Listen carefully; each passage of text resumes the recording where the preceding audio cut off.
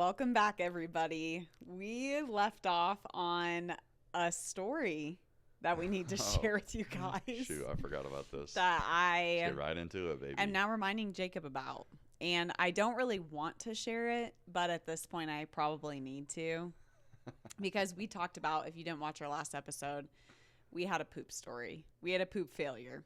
It's big old, on my part. Big old poop failure. Yeah, on my part. And I may have pooed myself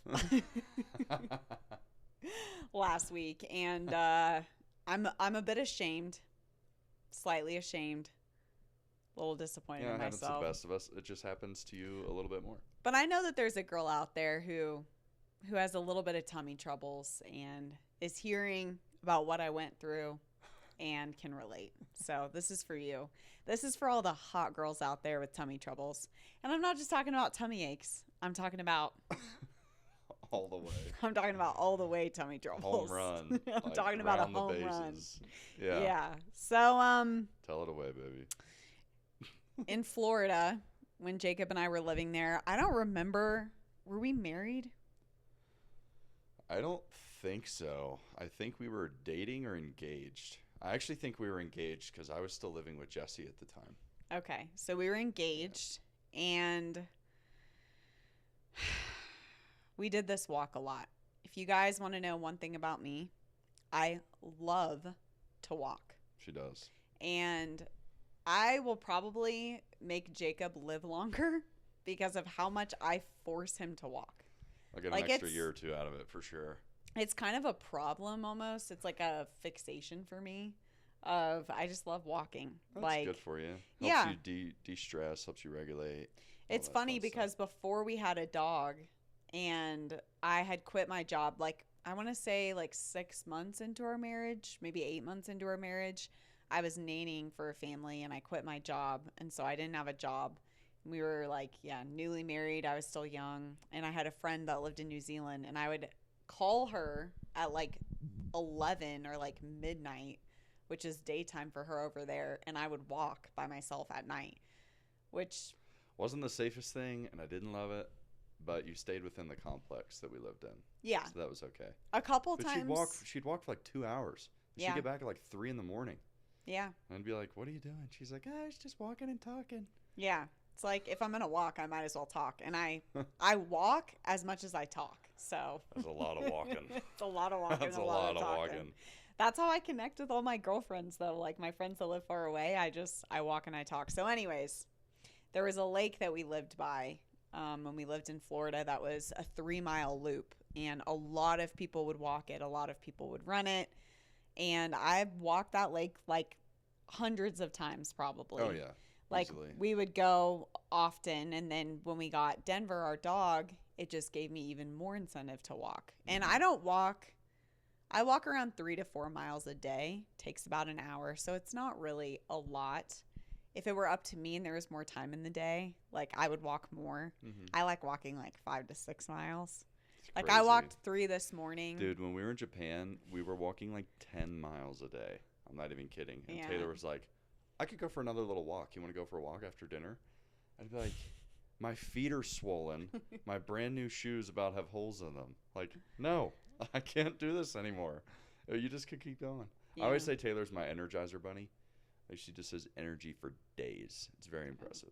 Yeah, I am I'm full of energy. I just love fitness. I love walking. And there's something about like walking off a meal, you know, if you're like overly full, if you want to yap. Honestly, I will say some of our best conversations, though, have been going for walks. Yeah, it is a good time to talk. It's a good time to like debrief on the day. Yeah. Do a little evening stroll. Yeah. And we'll save that for another episode on our marriage tips. But precursor, a good marriage tip is to go for walks. It is true. Because you can really connect. So we've done this walk 100 times, but this time I had eaten some jalapeno poppers. Oh my gosh, that's right. Earlier in the day. I forgot about that. And if you don't know what jalapeno poppers are, they're raw jalapenos cut in half, filled with cream cheese, wrapped in bacon. It's really good. If you haven't had one, you should really have them. It's like the diuretic of Texas barbecue. Yeah, it's some good stuff. But the issue is that it's not always good for the tummy, you know? And I don't know. I do pretty good with spicy food. It must have just been a weird day. Publix also, if you live in like Florida or Georgia, I don't know if Tennessee has Publix. I don't know all the states that there's Publix, but they have like pre-made ones. So I'm pretty sure I just threw those in the oven. Probably on an empty stomach too. Yeah, Taylor's like that weird. was Like she'll eat one meal at like 2 p.m. and it was probably jalapeno poppers. Yeah, so I had jalapeno poppers, probably a coffee, and that's like all I'd eaten that day. Maybe I had some more food actually because it was nighttime by the time we walked. I don't fully remember. This was a couple years ago. So Jacob and I began our journey walking. And this was before we had a dog, when we were engaged. And we're walking around the lake. The sun's setting. It's beautiful. And the thing about this lake is it's like in a neighborhood. Yeah. And so there's houses all around it. And then the lake in the middle with like kind of some trees and like some bushes, but like not much. There's like a little tree line around the lake, but then there's immediately a sidewalk and a road and then houses all the way around. Yeah. And like a church, but there's not really a place to use the restroom. Nope. It's pretty public. And a lot of people walk this lake and a lot of people run it. It's by two colleges. So you got college kids always walking it or running it. You have all the people that live in the houses. Like around sunset time, there's a lot of people around. Mm-hmm. So I start walking, and about a third, 2/3 of the way around, I start to get the gurgles, the tummy gurgles. It was about a third of the way in. It was not 2/3. Okay. Or halfway around, we were a maybe? decent way into it where you were like, ooh, I might be having a problem here. But we just kept walking. Yeah. I started getting some tummy gurgles. I was like, this ain't good up in here. And as we're walking further, it becomes more urgent. Like it becomes like I don't know if I'm going to make it back to the car, kind of urgent. And thank God, at this point, the sun had gone down. So it was dark. We're on an evening walk. Yeah, it was dark. And I frantically... We were close to the church part of this loop, and so I frantically start going up to the church and just trying to open doors. Like every door we're pulling on. There's like a small college there. We're pulling on those doors. Like, oh yeah, the college. It became a full-blown emergency, and at this point, it's a 3-mile loop, and we are dead center halfway through. Right. At this point. Yeah. It's full-blown emergency. Yeah. It was a total emergency. And I mean, like, it was like, yeah, it's a mile and a half is like 20 minutes, 25 minutes walking. The whole thing takes about an hour. And yeah, it was urgent. So like I was considering like waking some people up in their houses to use their bathroom. Like I didn't know what to do. So we tried the college, we tried the church. And at this point, I'm just like, I'm not going to make it. Like my stomach hurts real bad. And so I tell Jacob, like, sprint on ahead of me and go get my car. Try to get to the car, and come pick me up, and we'll just like drive as fast as we can. And so the other funny thing was that I left my phone in the car. And so we only had one phone. So Jacob gives me his phone and just starts taking off like full sprint. Dude, full sprint. Yeah. I went so hard to that car. Yeah. He was like full on sprint, and I see him take off in the distance, and I felt so bad because probably 30 seconds to like a minute and a half after he took off, I was like, I'm not going to make it. And there was this teeny like little bush right by the water. And I just run over there, drop my pants, and just unload. Just unleash the most foul diarrhea. Like it was like maybe top like 3 worst diarrheas I've ever had. I mean, yeah, you went in the bush. It had to be the worst thing ever. Well, and the burning, dude. Okay. Like the burning. Y'all are getting way more detail than you thought you were. I bet the title of this podcast is probably very misleading to this moment right now. Yeah, I know. But we had to tell the story. We had to. I'm not going to say that we're going to do it and then not do it. So anyways. And dude, I don't know this. So I'm running as fast as I can. I think I ran 1.5 miles in like 9 minutes. Yeah. 8.5 minutes. Like I was booking and I wasn't in running shape. So I'm like dying. Yeah. I get to the car. And I texted Jacob. I look at her phone since it's in the car and it just says, I didn't make it. I was like, she sent this text 8 minutes ago. Yeah. Well, the worst part too is, it took him 9 minutes to get to the car. So here I am, my pants around my ankles, squatted in a bush with diarrhea on my butt. Ew. And this is gross. And I can't stand up. Like, I can't put my pants back on, The girl's right? hiding out. Yeah. She's And so I incognito. was squatted for that 8 minutes behind a bush just with my pants around my ankles, and people are walking by, okay? Like, people are walking their dogs, talking, and it's like 5 feet probably from the bush. 5-10 feet, yeah. Yeah, from It's the really bush to close these the people. sidewalk. Yeah, like it's like I am not really hidden that well. But they don't see you because it's dark. Thank God it was nighttime. Like the Lord was with me that day. Like he Wow. really was. Because imagine the if work it of the was devil. daytime. Yeah. I guess so. Imagine. Like I could not hold it, Find the guys. Like it blessings wasn't everywhere. like I mean, maybe I just would have pooped in my pants instead. I don't know actually what I would have done That if it was would have been daytime. horrible. But I remember specifically I was just hiding behind the bush, just like watching people walk by. And this lady and her friend are walking by and they have the dog. And the dog is like and like makes eye contact with me. And I was just like, shh. Please don't come over here.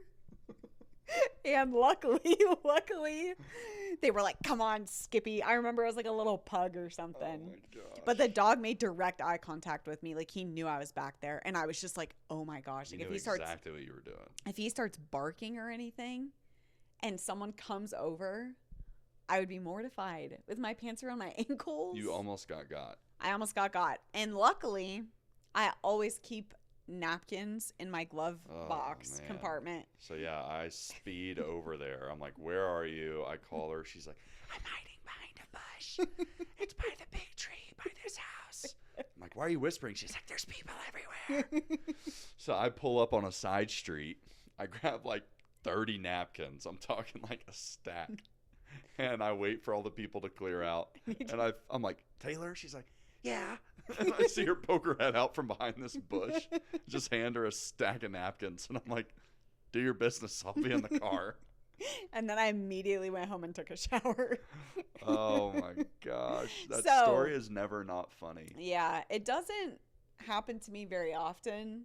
But when it does happen, and that time was the worst. Like, now you guys know the worst of me. Yeah, that.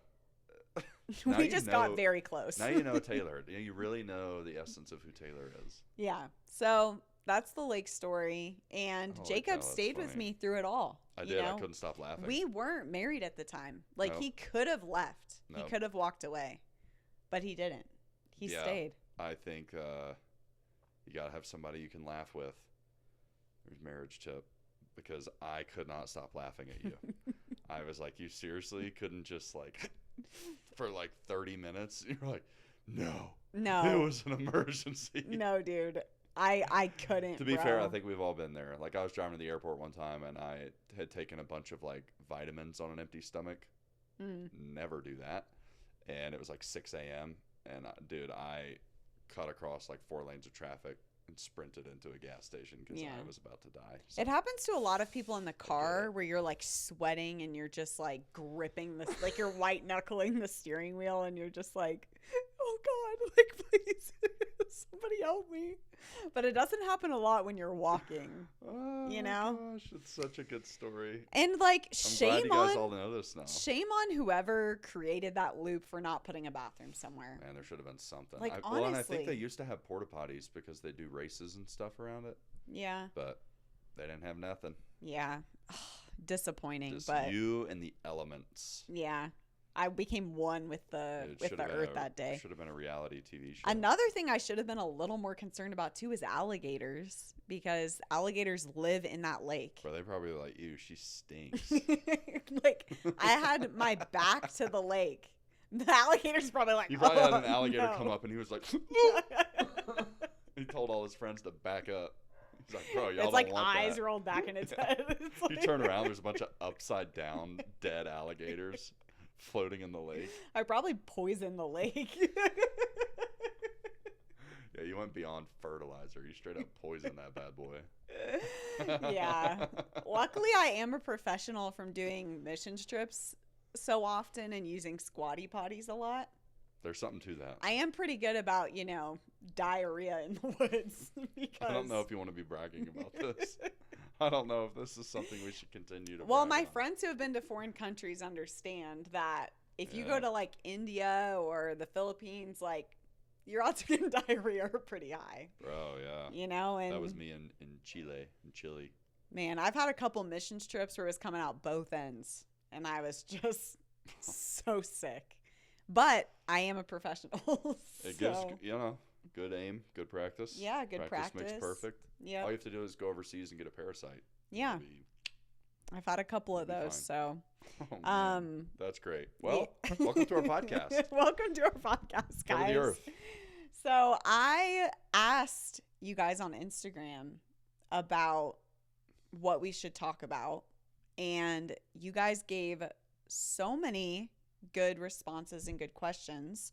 We decided we're going to do like a 3-part series on dating, singleness, and marriage. Because a lot of you guys have had a lot of questions about how do I act when I'm single? How do I know that he's the one? What does a healthy marriage look like? How do you define love? Mm-hmm. We got a lot of really good questions. So thank you for all of the people that kind of responded. Jacob and I have been wanting to go more in depth about relationships and marriage. That's something that we're obviously very passionate about. Mm-hmm. It's part of the reason why we started this podcast. We believe that God loves marriage and God loves relationships. Yeah. And He's the author. yeah, in Genesis, when God created Adam, he said, "It is not good that a man should be alone," Mm-hmm. and that it's a God created, God ordained thing for men to not be alone and for them to have a wife and for them to Yeah. be married. Yeah. And there's so much in the world, so much conversation about relationships, about dating. It's idolized in a lot of ways Holy cow, it is. in the US, and in other places it's not actually as much. Yeah. Like Culture defines a lot of it for us. you know? Yeah. If you grow up in India, in southern India, and there's arranged marriages, like your concept of marriage is a total 180 Mhm. from Western America. yeah. Couldn't be more different. Yeah. And the Bible has a lot to say about every season of life that we're in. And today we want to talk to you guys about singleness Mm-hmm. and share a little bit of our experience, kind of what we feel like the Lord has taught us in that season before we met each other. Yeah. And if you haven't already listened to our relationship story, I would encourage you as well to go back and hear it because it actually is pretty crazy. Yeah, we had a lot of ups and downs. Lord taught us so much. So that was one of the first podcasts we did, I think. Yeah. We talked about it pretty early on. Yeah. But yeah, singleness is extremely valuable is not the right word, right? It's something that everybody goes through. Mm-hmm. You can't not be single at some point in your life. So how do you handle yourself in that season? How do you stay encouraged? How do you fight against discouragement, Mm-hmm. comparison? How do you hear the Lord correctly? How do you know that somebody's your spouse? Like, these are all things that are really important and very real. Mm-hmm. And I think it's easy once you've been married for a while or once you've been in a relationship for a while to kind of feel disconnected from the woes of singleness. Yeah. But man, it can be really challenging, and especially knowing people who are further along in life than I am that are still single, and speaking with them and hearing their hearts, you kind of hear the difficulties of how challenging it can be. Yeah. So I think it's a worthy topic to discuss, and obviously we're so pro relationship and so pro godly marriage. Like that's truly what we love and what we care about, because we believe that's like the catalyst for revival is healthy marriages and healthy families. So I'm excited to talk about this. I think it's gonna be really good. Yeah, I think it's going to be really good too. And the first thing that came to my mind, like when I was thinking about singleness and my experience with singleness, was Ecclesiastes, and how I always butcher the verse, and I'm so sorry. I need to get better at knowing the references. Maybe you'll know it. But that there's a time and a season for everything. And in my experience, singleness is a season that a lot of people wish away. And a lot of people wish that they were in a different season. Yeah. A lot of people don't value it and don't cherish it and don't get everything that they can out of it. Yeah. And just from my own personal experience, and I know we've talked about this a little bit, I loved singleness, actually. So I might be a rare breed, and I don't know exactly even why. I think I just knew and trusted the Lord. What do you think? Well, I know you better than anybody. Yeah. You're so independent. Yeah. You're wildly independent. And so I think singleness is a little bit easier for you than some other people. Yeah. Not that I'm saying everyone else is so codependent and it's a problem.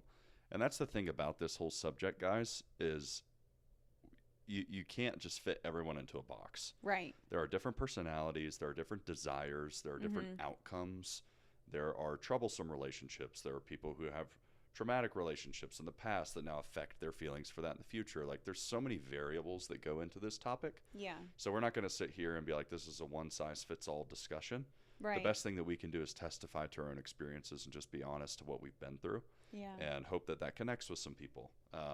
But I think that about you for sure is that I think singleness was a little bit easier for you maybe than some others. And you were also just living life to the fullest. I don't mean to steal all your thunder, but you were traveling the world and doing all these incredible things, sold out to the Lord. Yeah. And just highly independent and just doing what you're passionate about. Right. Which is awesome. Yeah. And I mean, I had been in some like long-term relationships before. A lot of you guys know my story at this point. Like I had my first serious relationship when I was like 17, 16 into like being 18. And then we had like a really messy breakup. But I think a big part of the reason why I valued my singleness so much was because in my singleness is where I really met the Lord in a very like personal way. And through that, like I allowed him to really like romance me and kind of fill that role that like a partner would. Because when you're on your own, like you don't have like a lot of the support that you would in a relationship or in a marriage. And it's funny looking back. I look back on my singleness with a lot of fondness because it forced me to be dependent on the Lord in a way that is so much harder for me to have now.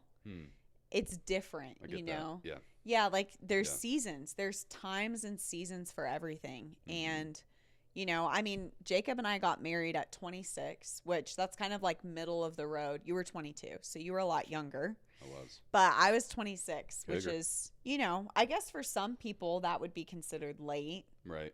It's kind of middle of the road, you know. Yeah, it's more middle of the road these days than late. Back in the day, that would be late, but not anymore. Yeah. And, you know, once you get into your 30s and stuff, I think that's when people really start to feel the like the pressure. Pressure of just like, where's my person, you know? Yeah. And I can't necessarily relate with, you know, being in my 30s and not being in a relationship. I'm sure that would be really difficult and really challenging. But if you go back to what the Bible says, number one, there's a season and a time for everything. And if you are in a season of singleness, you can trust the Lord in that season. You can trust the Lord that what he has for you in that season is good. And you can grow and learn a lot in your singleness. Things that can be so valuable for when you're married. And I can give some examples, but like right when I was in high school, the Lord spoke to me very clearly about going and doing missions, overseas. And it was something that I would have been totally on my own for. Like I literally would have had to pick up and move to Hawaii, which is like an island in the middle of the ocean. I mean, woe is me, Hawaii. But I went and I trusted him and I followed him. And like through that experience, I was literally spent 6 months under some of the best speakers and like Christian leaders in the world. And I think the program that I did was Youth with a Mission, and they have like a 3-month training program. And yeah, they have speakers from all over come and teach. And I think they said that going to that school in particular, you get like 7 years worth of sermons. Like if you were to go every Sunday in that 3 months. It's insane. So such high volume. I had this opportunity to like just be poured into and to receive like so much wisdom and knowledge from, other people, and to experience God in such a powerful way. Like I share in my testimony kind of what that experience was like, and I'm not going to get into it too much, but like that was kind of the catalyst for the Lord opening up my eyes to how awesome singleness can be, in the sense that like I was not tied down at all. Like I got to have this crazy experience doing missions and living overseas, and the Lord was the one that led me into that. And it just made me feel like God knows me better than anyone else. And it felt like he was romancing me and drawing me away and showing me like his world, if that makes sense. Like I had so many times with the Lord where it was like, yeah, I would be in India, or I would be in Oregon, or just all the places that he took me. Like I want to say from when I was 18 to when I went to college at 23, I had traveled to maybe like 15 to 17 countries. And I had done a Bible school in Oregon. And like, I just remember there were so many times like I'd be in Oregon, like hiking. If you guys haven't been to Oregon, I would highly recommend it. It's like one of those beautiful places. It's like Narnia in real life. It's crazy. insane. And it's so like kind of slept on. It's probably not as slept on now. Just don't go to Portland.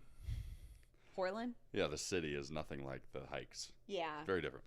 Yeah. There's a lot of beautiful places in Oregon. And I just remember being like, man, like I would never be here unless God called me here. And it's so beautiful. And I felt like everywhere I went, I just had this like deep relationship with the Lord where it was like, I just relied on him for everything. Yeah. I remember when I was living in Hawaii and I was about to go to India for the first time, and my visa got denied or was postponed or something. So my team went without me, and a couple days or a week or two later, my visa came in, and so I had to fly to India by myself, and I was 18 at the time.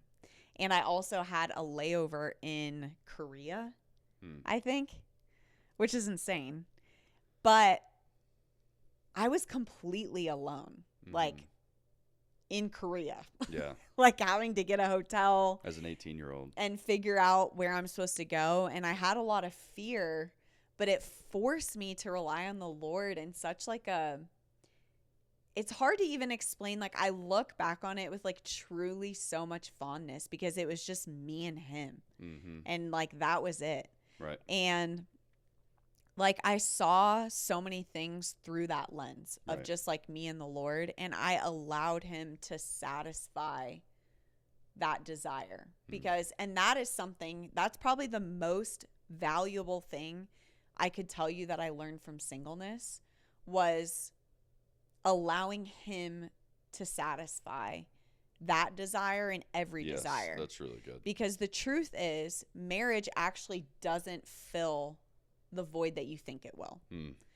In a lot of ways. Yeah, it's and true. we have an amazing marriage. It's true. Marriage is the best. Like, it's so true. And I've said this before, the stuff that you guys see online, that's exactly how we are in real life. Yeah. And I know it can be hard to believe, and it is a little weird, you know, having a camera up at times. Yeah, just being vulnerable. But that's turned into like our ministry, I think, is just vulnerability and honesty. Yeah. Like, hey, this is what it really is. Yeah.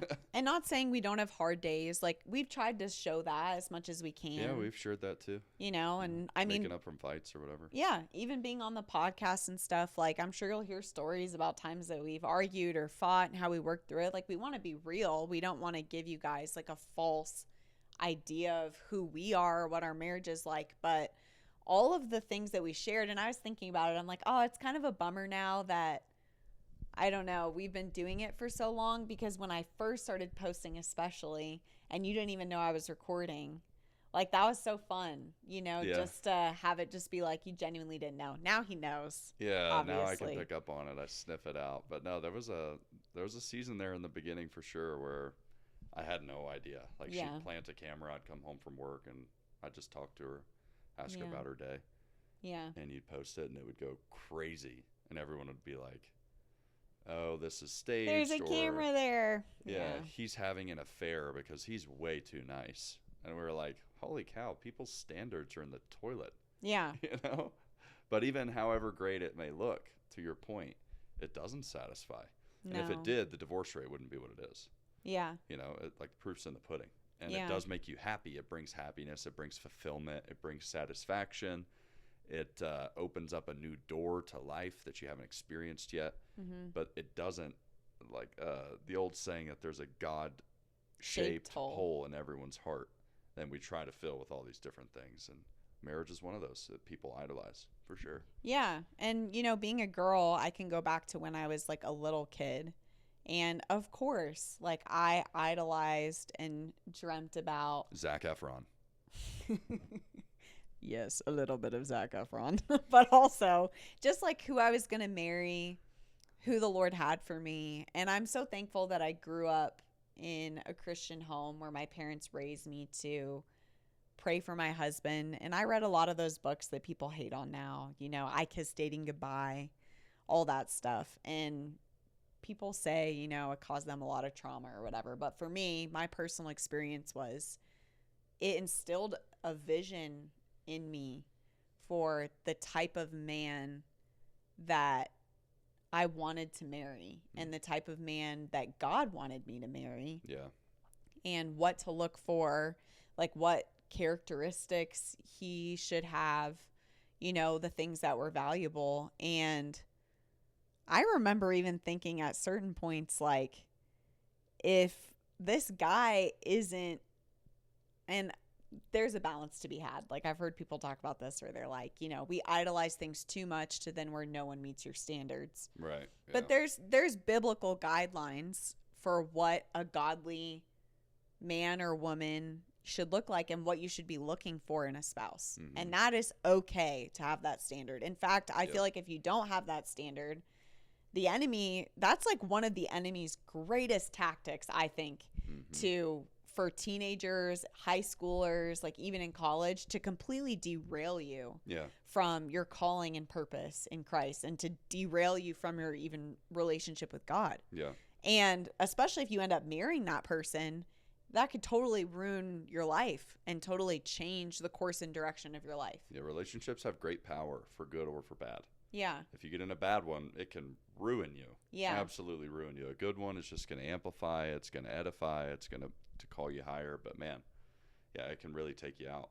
And I think that I like what you said about standards a lot, because as much as there are folks who have the really extreme standards of like, I want this, this, this, this, and this, there is the other side of the spectrum where there's just no standard.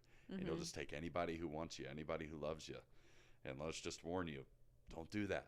Please, like, have some standards, have some boundaries for yourself, for the betterment of your own life. Yeah. And I'm really, really grateful that I had that, you know, and I had a vision for purity. I had a vision for all of these things. And I remember thinking to myself and telling myself, if I don't get all these things, it would be better to be single. Mm-hmm. You know, like marriage has the potential. I remember you telling me that. Yeah. If you marry someone who, I mean, it has the total potential. Like you become one with that person. Like those person's decisions, actions, what they do or don't do. Mistakes. Like that is something that tied to you now. 100% affects you. It 100% affects your kids. And I remember thinking, like, I would way rather be single than be married to someone that isn't right for me, or be married to someone who has poor character or who doesn't love the Lord. And I will say, a lot of things are circumstantial, like what Jacob said. A lot of the DMs that you guys gave me were, you know, very specific to your relationship, to your situation.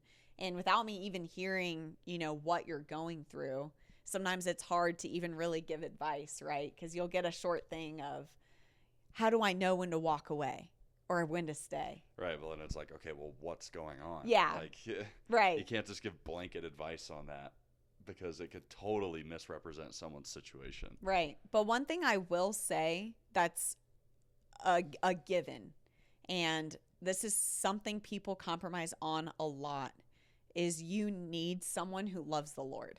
Mm-hmm. Because, one of the questions somebody asked me is, define what love is. And I was thinking about that a lot. 1 Corinthians 13 defines love. Love is patient. Love is kind. Doesn't envy. Doesn't boast. It is not proud. It is not rude. It keeps no record of wrongs. It doesn't rejoice with evil, but it rejoices with the truth. It always protects, always trusts, always hopes, always perseveres. Love never fails. But also, 1 John says that God is love. Mm-hmm. He is the essence of love. He is love. That is literally his definition. Like, if you want to know what love is, you have to know God. Yeah. And can't separate them. And without God, you will not know what love is. Mm-hmm. You will not know what true, genuine, selfless, giving love looks like. And I see people all the time. I talk to girls all the time in relationships that say, he's perfect. He's awesome. He treats me so well. But he doesn't really love the Lord. He's not really a Christian. Immediate no. Like, I'm sorry, immediate no. Yeah. And this is the one thing I'm going to be bold on, because you cannot know love. You cannot know how to love someone unless you know God. True love. And there are people who aren't Christians who make a marriage work, who make a relationship work, who are decent people. Yeah, you would define them as like moral people, decent people. We're not saying that everyone is like an absolute monster that isn't a Christian, so I don't want that to be misunderstood. We do believe that there's only one way to heaven, and his name is Jesus Christ. So you got to get that really straight. But the importance of being equally yoked in a marriage is it's the most important thing. It's like biblical. You got to think about, if you are a Bible believing born again Christian, like, and I'm not talking politics, I'm talking Jesus, and you take all that comes with that, everything, your worldview, your belief on the world, how you want to raise your children, where you want to spend your time, how you treat people, your convictions, your character, all of that is based on Scripture. And then if you have somebody that directly opposes that viewpoint, or thinks that it's stupid, or is an atheist, or is of another religion, you're going to have a really hard time, just practically. You're going to have a really difficult time trying to get along and trying to make life choices with somebody like that.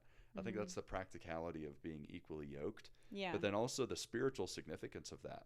You know, ladies, you need a husband that can lead you.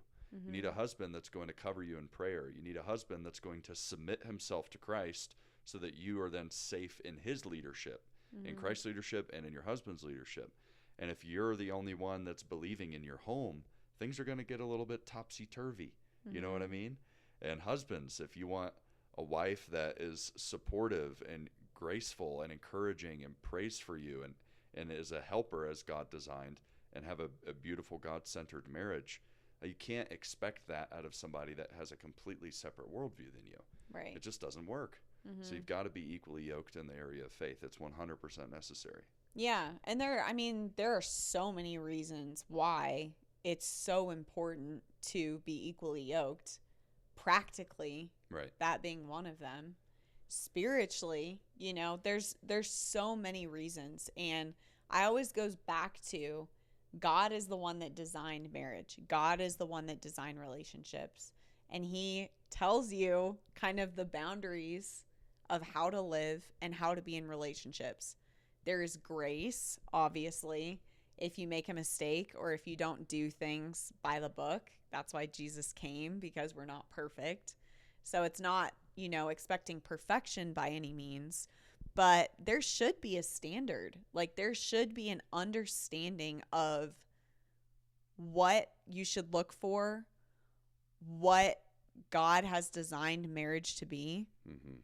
And that's what singleness, in my mind, is for. And that's what you should be focused on when you are single, is getting to know the Lord on an intimate level, letting him fill like that God-shaped hole in your heart. And also like having vision, and I spent so much time in my singleness, like talking to God about my husband, praying for my husband. I know multiple books out there and resources out there where, they talk about praying for your husband. I've seen so many cute stories of like people wrote prayers to their husband from when they were a little kid and then gives it to them on their wedding day. But if you've never had anyone like cast vision for you or help you have vision for what a godly relationship looks like and what you should be looking for, like, I think if you're single, it's a great time to start. Yeah. And to dream also with God, Believe that there's more for yourself in the Lord. Yeah. Yeah. And I'm not saying that it's always easy, because even me, like, there were times where things were hard. I remember there was one year, I think it was after my first relationship, I went through a couple years of singleness, just like wasn't dating. Well, maybe I was kind of talking to maybe some people, but I wasn't like in a serious relationship. And when I went to Bible school for the first year, the Lord told me specifically, like, I want you to have a year of singleness. Mm-hmm. And it was so good for me, and I committed to that for like the whole year. Did you know that? I did. Yeah. I committed to that for the whole year, but there's something to be said about, like, I remember we had a pastor in Florida say, I don't know if you remember Brandon saying this, but he was like, one of the best things you can do is know what season you're in. Mm. Do you remember him saying that? I do, now that you say it. Yeah, it's so wise. Yeah, it was really wise to recognize it. Yeah, it was really wise for him to say, like, you need to know what God is doing in your life, mm-hmm. Because I think of the verse that says hope deferred makes a heart sick. Mm-hmm. When you're so hopeful for something and that's all you want and that's all you're thinking about, your mind is in a different season. Mm. Like, your heart, everything that you're doing, the way that you're living, it's all in a season that God doesn't have you in the present moment. And that is going to make your heart sick. Yeah. Like, that is going to make you long for God to put you in a different spot. It's going to cause jealousy. It's going to cause comparison. It's going to cause bitterness. It can cause self-hatred. Mm-hmm. It can cause you to be mad at God. And submitting yourself to the season that God has you in, even if you don't understand it, even if you hate it, asking God, like, what do you want to teach me? what season am I in? You know, for if you're single, you know what season you're in. You don't have to guess. Yeah, and you don't have to know the reason why. You just have Right. to recognize what it is. Yeah. Okay, I'm in a season of singleness. And you got to ask yourself, like, do you really believe that God is in control of your life? Mm-hmm. Let me fix your hair here, baby. What? That's marriage, folks. Sorry, your hair was sticking out. Oh, thank you. You got to be able to ask, like, is the Lord really the author and perfecter of my faith? Does he know my tomorrow? Does he know my forever? Mm-hmm. Is anything on accident? You know, Mm-hmm. and I'm not saying that we're just living a pre-recorded tape. Obviously, we have free will. Mm-hmm. But your life is not an accident. Mm-hmm. Like, God is orchestrating something beautiful in your life. Mm-hmm. And if you're believing in him and you have surrendered your life to him and you get hyper fixated on anything other than him, that is idolatry. Mm. And idolatry reaps the bitter fruit of all of these things that Taylor just talked about, of resentment and anger and all that nasty stuff. And it's so easy to fall into. And it's so easy to, it's kind of the same concept as worshiping the created instead of the creator, Mm-hmm. worshiping creation instead of the creator. Like, marriage is a great gift from God, Mm-hmm. but don't idolize the gift. Yeah. Like, your only God should be the gift giver, not the gift. Yeah. And the moment that we place the gift above the gift giver, things get really sideways really quick and really painful. Mm-hmm. But singleness is such an opportunity. Paul actually says in 1 Corinthians 7 that he's grateful for being single. Mm-hmm. And he says, I wish you were all single. If you could all be single, you'd have more time for God. That's essentially what Paul is saying. And it's true. And I mean, you do have more time for God when you're single if you're actually using your singleness, you know, for and his glory. That's the distraction, okay? And I think if I can get my 2 cents in, it's not that much about this, but singleness is a cherished, precious time that needs to be taken advantage of, Mm-hmm. full advantage of. Because, guys, let's say you get married late at 30 and you've been seriously looking for a relationship for 10 years since you were 20. Okay, if you live till 90, that's 60 years of your life that you will spend married, God willing, you both make it to 90. 10 years you had to wait. It's 10 years to prepare for 60. Think of it as preparation. Mm-hmm. Think of it as, I'll say it this way.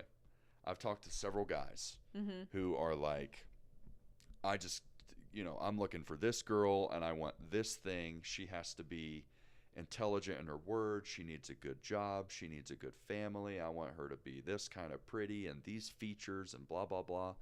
And I look at the guy and he's a total mess. Mm. And I'm like, dude, you don't take care of yourself physically. Like, you stink. You're not in the gym. Right? And it's not about vanity, but it's like you want a girl that has these expectations for herself Mm-hmm. and that takes care of herself and she's in the gym and she's beautiful and well kept. You ain't well kept, buddy. And like, you're not in your word. You're not working hard. Mm-hmm. And you're angry at God and at the world because you don't have this thing that you so badly want. But how about instead of projecting your focus on that, about what I can get and what I can have, put a little bit of the focus on yourself in this season to be like, how can I become the person that a woman like that would want to be with? Mm-hmm. How can I actually practically start to prepare myself for a lifelong adventure with somebody of that caliber? Mm-hmm. Like, if I want somebody who is the woman of my dreams, I need to put a little bit of focus into becoming the man that woman would want to be with. Mm-hmm. You know, and it can sound like a really revolutionary idea, but we can almost get bitter and almost resentful as men to women, to God, if we can't get in the type of relationship we want. And very rarely does the focus go introspective. Mm-hmm. Very rarely do we look at ourselves and go, man, I could really work on these areas and become a better version of myself. Yeah. You know, but on top of that, on top of the self-help, self-growth aspect of it all, back to 1 Corinthians 7, it is such a sweet spot with the Lord. Mm-hmm. And that's really all I can testify to in singleness. You know, mm-hmm. I didn't have a super long singleness period in my life. I mean, I did, but I was sleeping around and partying, and I was just an absolute degenerate. And so it wasn't like it was some holy season where I'm waiting on God, you know.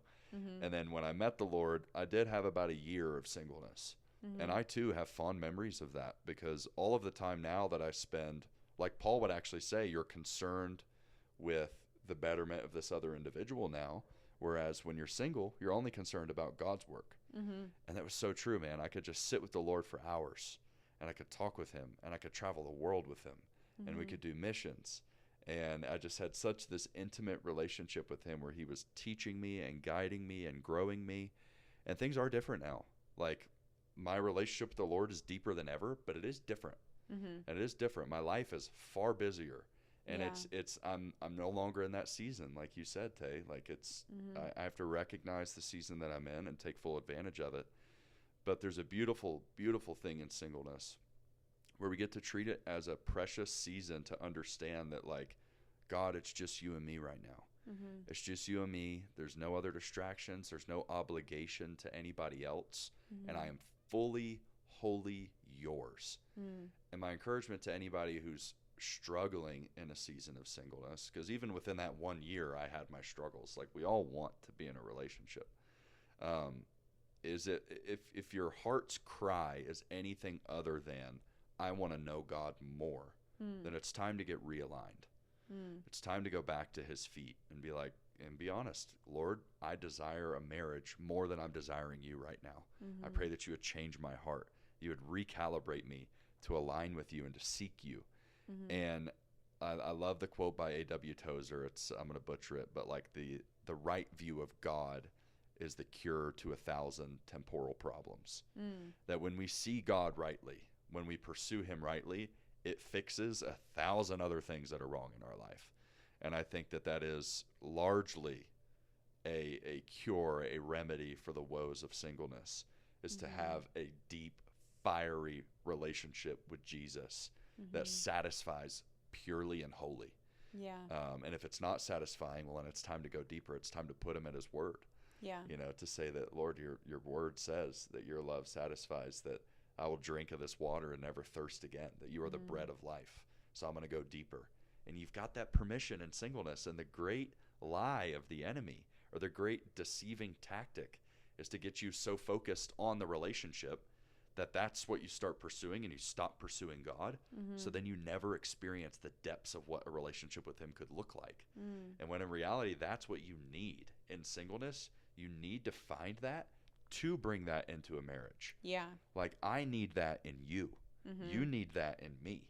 In seasons where I'm down, I need to be able to count on Taylor to dig deep in the Lord, to pray for me, to encourage me, to rely on her history with God. She needs that from me, that I have history with God, that I know the depths of him in a relationship, that I can carry my weight spiritually in a marriage.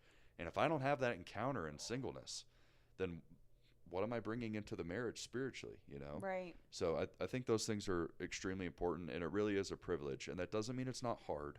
That doesn't mean we're discounting the difficulties of it and the heartbreak of it. And the issue, your friend's getting married and you're getting older, and especially for women, I know the pressure of being in your 30s and wanting to have children. Those are all extremely, extremely legitimate worries and concerns. But God has to stay supreme above all things, no matter what season of life we're in, whether it's singleness or marriage or sickness or whatever. Like, God has to stay supreme. And there are some girls that I know, man, that I've met. Like, I feel like the Lord has kind of given me almost a heart for a lot of women who are later in life and still waiting on their person, on their partner.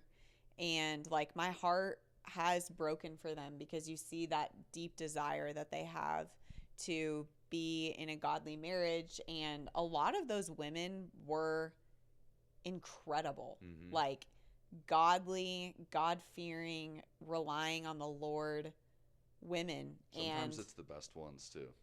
Sometimes these women are powerhouses, and you're like, how are you single? Like, you're incredible. Like, it's true. I've seen like every single one of those women, though, at this point, like, so get cool. married. Love it. And be in the best marriages, because they took the time.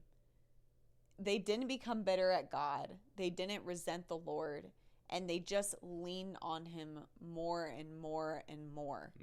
And it is a beautiful thing to be dependent on God. Like, it is a beautiful thing. And a lot of times it's, for every person, it's suffering. It's you have these moments where you have this desire or you're going through something difficult and it kind of forces you to reach out to God. And singleness can be like one of those things. Yeah, it can be a catalyst for sure. Yeah, it can be a total catalyst. And no season with God is wasted. That's good. No season with the Lord, no matter what you're going through, no matter how difficult it is, like God is working. He is moving. He loves you so much. Like Jeremiah 29:11, like, I know the plans I have for you, declares the Lord. Plans to prosper you, not to harm you. Plans to give you a hope and a future. And one of the greatest things about becoming a Christian is getting a relationship with the King of the universe who actually has plans for you. Like, whose thoughts are higher than your thoughts, whose ways are higher than your ways, and who actually wants to take control of your life, not in a forceful way, in a peaceful and loving way, in a gentle way, wants to lead you, not only just away from sin, not just like, don't do this, don't do that, but like wants you to make a difference in the world and wants you to have purpose and wants to do more with your life than you want to do with your life. Right. And all of our paths are winding roads. Like, it's not a straight shot for anyone. I know I have friends who got married at 18 and didn't have very strong relationships in the Lord, and their marriage was hell. It was so awful. It was so difficult. And the Lord used their winding path of marriage to sanctify them. Yeah, it is a great sanctifier. Yeah. That's for sure. Yeah. And I mean, fortunately, like, I will testify, in me and Jacob's marriage, we didn't have a lot of sanctifying, to be honest. Yeah. Like, we still have our things. Like, the Lord continues to bring things up, and kids are, I'm sure, another level of sanctification we'll get to one day. But so I hear. So we hear. Yeah, we had our big problems. Like, we had the pornography issue, which was a major sanctification. Yeah. But with a lot of other things, we put the work in dating and all that fun stuff. Yeah, and in singleness. And, I was thinking another question like some people had is like, when do I know? When do I know that I should pursue this relationship? When do I know that my time of singleness is over? When do I know, to get into things? And that's a very loaded question. But if you know God and you have relationship with him and you've built a history with him, he will lead you and he will guide you and he will show you. Like, one of the things that I prayed so much in every relationship I was in was, bring anything that's in the dark to light. Like, expose what's in the dark, make it clear to me. And there were times where I was like, I don't know, like, I don't know what to do. I was in a 5-year relationship before I met Jacob, which is a long time. It's a long time. It's kind of crazy when I think about it. I thought that was 3 years. It's 5? Maybe it was only 3. I thought it was 3.5. I don't know. I wasn't there. I need to think back now at how long it was. 3 to 5 years. For some reason, I was thinking it's 5. I think you're right. Maybe it was 3. I don't know. It was a long time ago. But I was in a pretty long-term relationship, and like, he was an awesome guy, like, amazing guy, but I just didn't feel peace. And I went through a time of like 6 months where I was just like, I don't know what to do. He had asked my parents about marrying me, and my mom had kind of let me know, like, hey, an engagement might be coming. And I didn't know what to do. Like, truly. I felt so much unrest. And like, I knew how to hear from the Lord. I just did not know what to do. I didn't know what God was saying. I was so confused. My emotions were tied into it. But like, as I prayed and as I saw it, the Lord made it clear to me. He always will. And it's the same with every season of your life. When you press in, when you cling to him, when you're dependent on him, he lights a path in the dark. Yeah. Like, he will show you and reveal to you. And again, like we talked about this, and how do I hear God's voice? It has to align with his word. Mm-hmm. That's why I'm so clear on, oh, he's great. He's awesome. Should I date him? Should I go out of singleness? He's not really a Christian. Wrong. Try again. Yeah. And I think that, man, so you're direct, but it's you're hilarious. Seriously, like I want to shake some girls. Like you are being deceived. Like do not get into a relationship or a marriage with someone if you're a Christian who's not a Christian. And I want to go even as far to say that one of the things that you have to have is not just a man who's a Christian, but someone whose heart is tender towards the things of God. That is a huge indicator that it is a person that you can spend the rest of your life with. Because when a man has a tender heart towards the Lord and his heart breaks for the things that God cares about, he's moldable.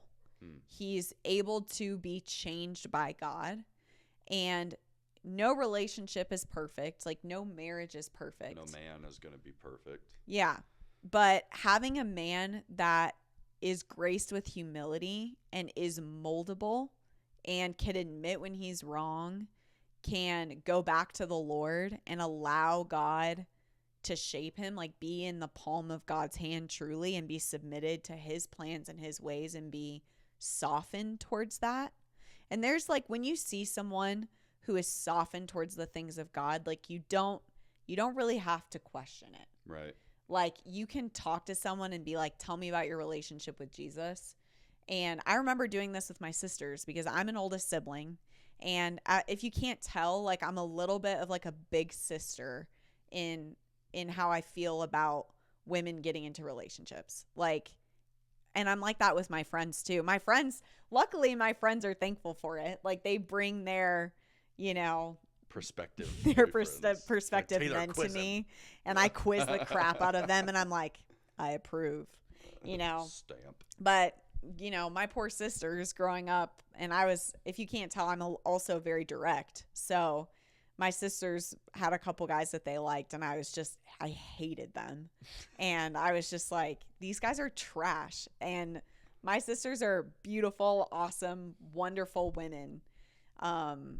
Just deserve the world. And I was just like, next, like I did not like them. Super direct about it. Yeah, I didn't like them, but I truly feel that way of like, I remember asking my sister, she was dating this one guy who was a Christian, and I was like, tell me about your relationship with the Lord. And the way that he spoke, I knew that he knew him. Mm-hmm. I knew that he knew Jesus, and I knew that his heart was soft towards God. And that is like the number one thing you should be looking for. But like what Jacob said, in order to have that, like you have to have that. Yeah. You have to have a softened heart towards the Lord. Like you have to know how to hear God's voice. Like you have to also be surrendered in your own life to letting go of control of what you wanted and the timing that you wanted, and trust God with where he has you like right now. And I think thankfulness is a huge thing that should come out of every season of our life. Like the Bible talks about thankfulness a lot. Give thanks at all times. Yeah, give thanks in all circumstances. And Paul, has the verse where he talks about like, I was shipwrecked and this and that, but like it was all worth it. Like I count it as like nothing, for the sake of the cross and for the sake of knowing God.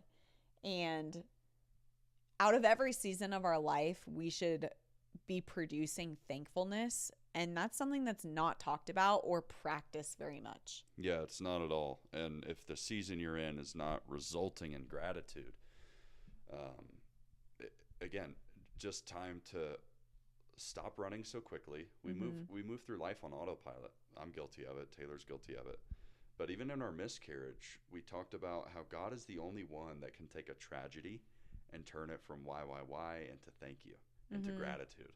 Somehow, when you find his presence, and no matter what season you're in, there is gratitude on the other side, and no matter what it is. And I'm going to also be a little bit direct here.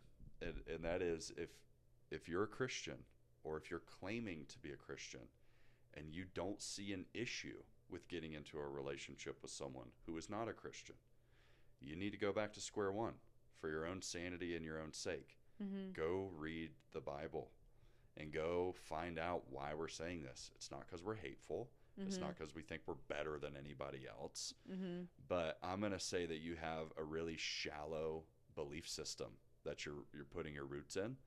And when the waves of life, or when the waves of that relationship or marriage come crashing down on you, very slim chance that you're going to hold up under that weight.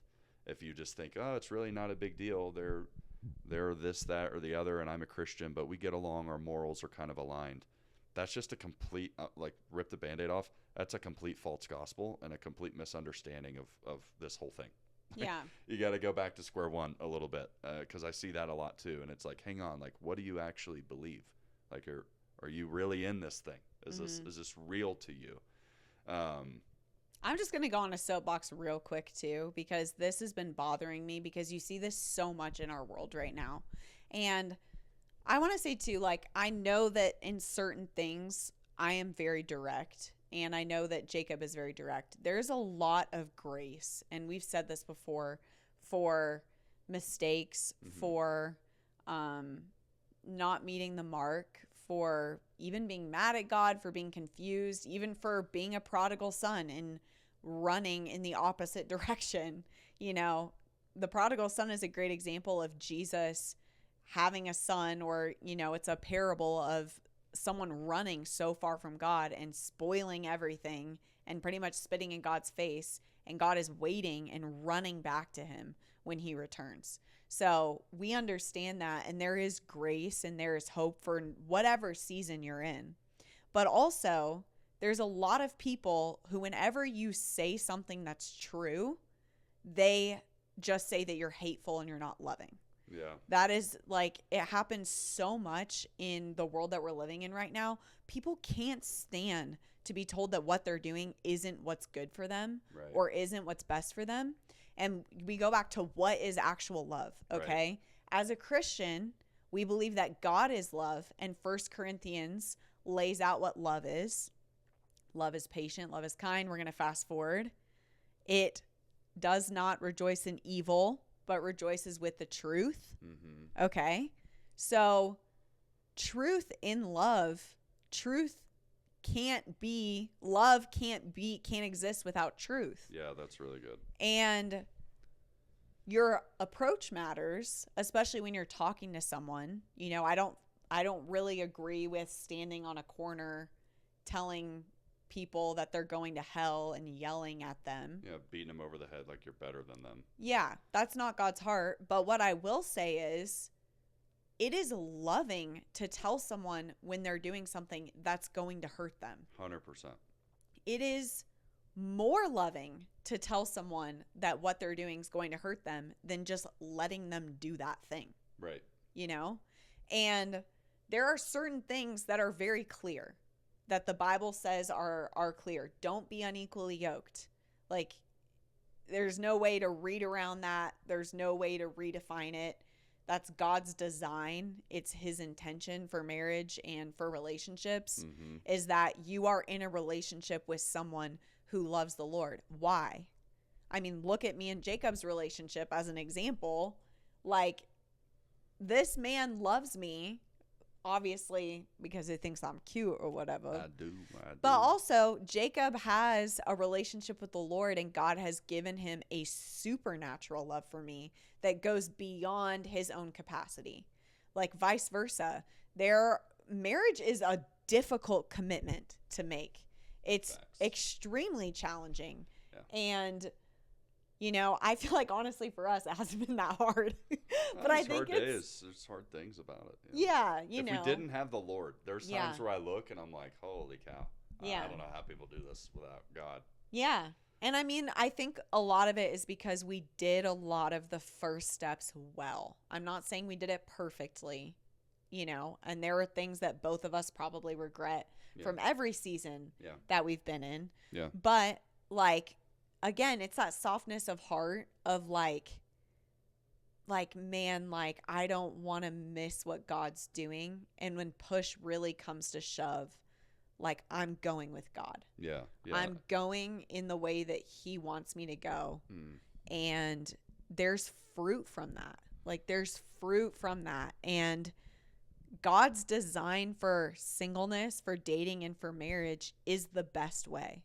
And it would be unloving of us to not tell you the truth and I'll to prove it not to you. tell you. I'll prove it to you. Go ahead. Okay. Sorry, that was my soapbox. No, it's excellent because we live in a postmodern world where up is down and down is up, and if you say something true, then you're a bigot.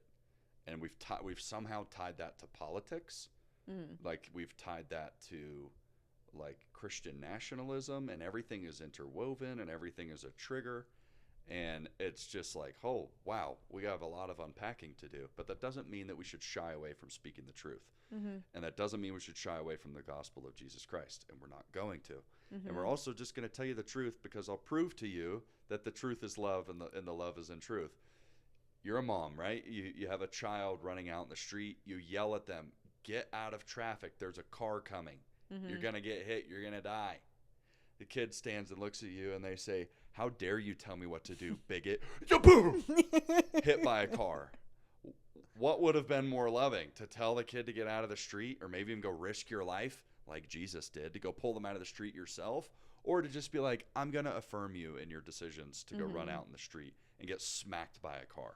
Yeah. And it's not arrogant for somebody to claim to know truth. I was talking to somebody just the other day where we were talking about somebody he knew who is under belief of all roads lead to heaven. We're all just on our own path. It sounds really nice. It really does. I think truth can be known. I think that we can know that 2 + 2 = 4 on a small scale, and I can know on a big scale that there's a God in heaven who loves me and his name is Jesus. And I think that there's truth all the way in between those two ends of the spectrum as well that we can know. And I think it's a cop-out to just say everything's easy, everything leads to heaven, everybody's on their own path, it's a journey. It's a total cop-out because, and I'm on my soapbox now, but Go for it. What you're claiming, listen to me carefully, if you're claiming that the universalist perspective, that all roads lead to heaven and we're all just kind of headed towards this same place and we're all on a journey, and that if you dig your heels into any one aspect, you're what's wrong with everything. What you're claiming is that you have studied every world religion. You have studied every conflicting claim between every world religion, and that you have an answer and a reason and a rationale as to how they all conflict each other, and that you somehow have a grace and a knowledge above every other religious leader in all of history, and that you're sitting in an arrogant position of authority to say, I know better than all of you. You're all wrong, and I'm right. Prove it, please.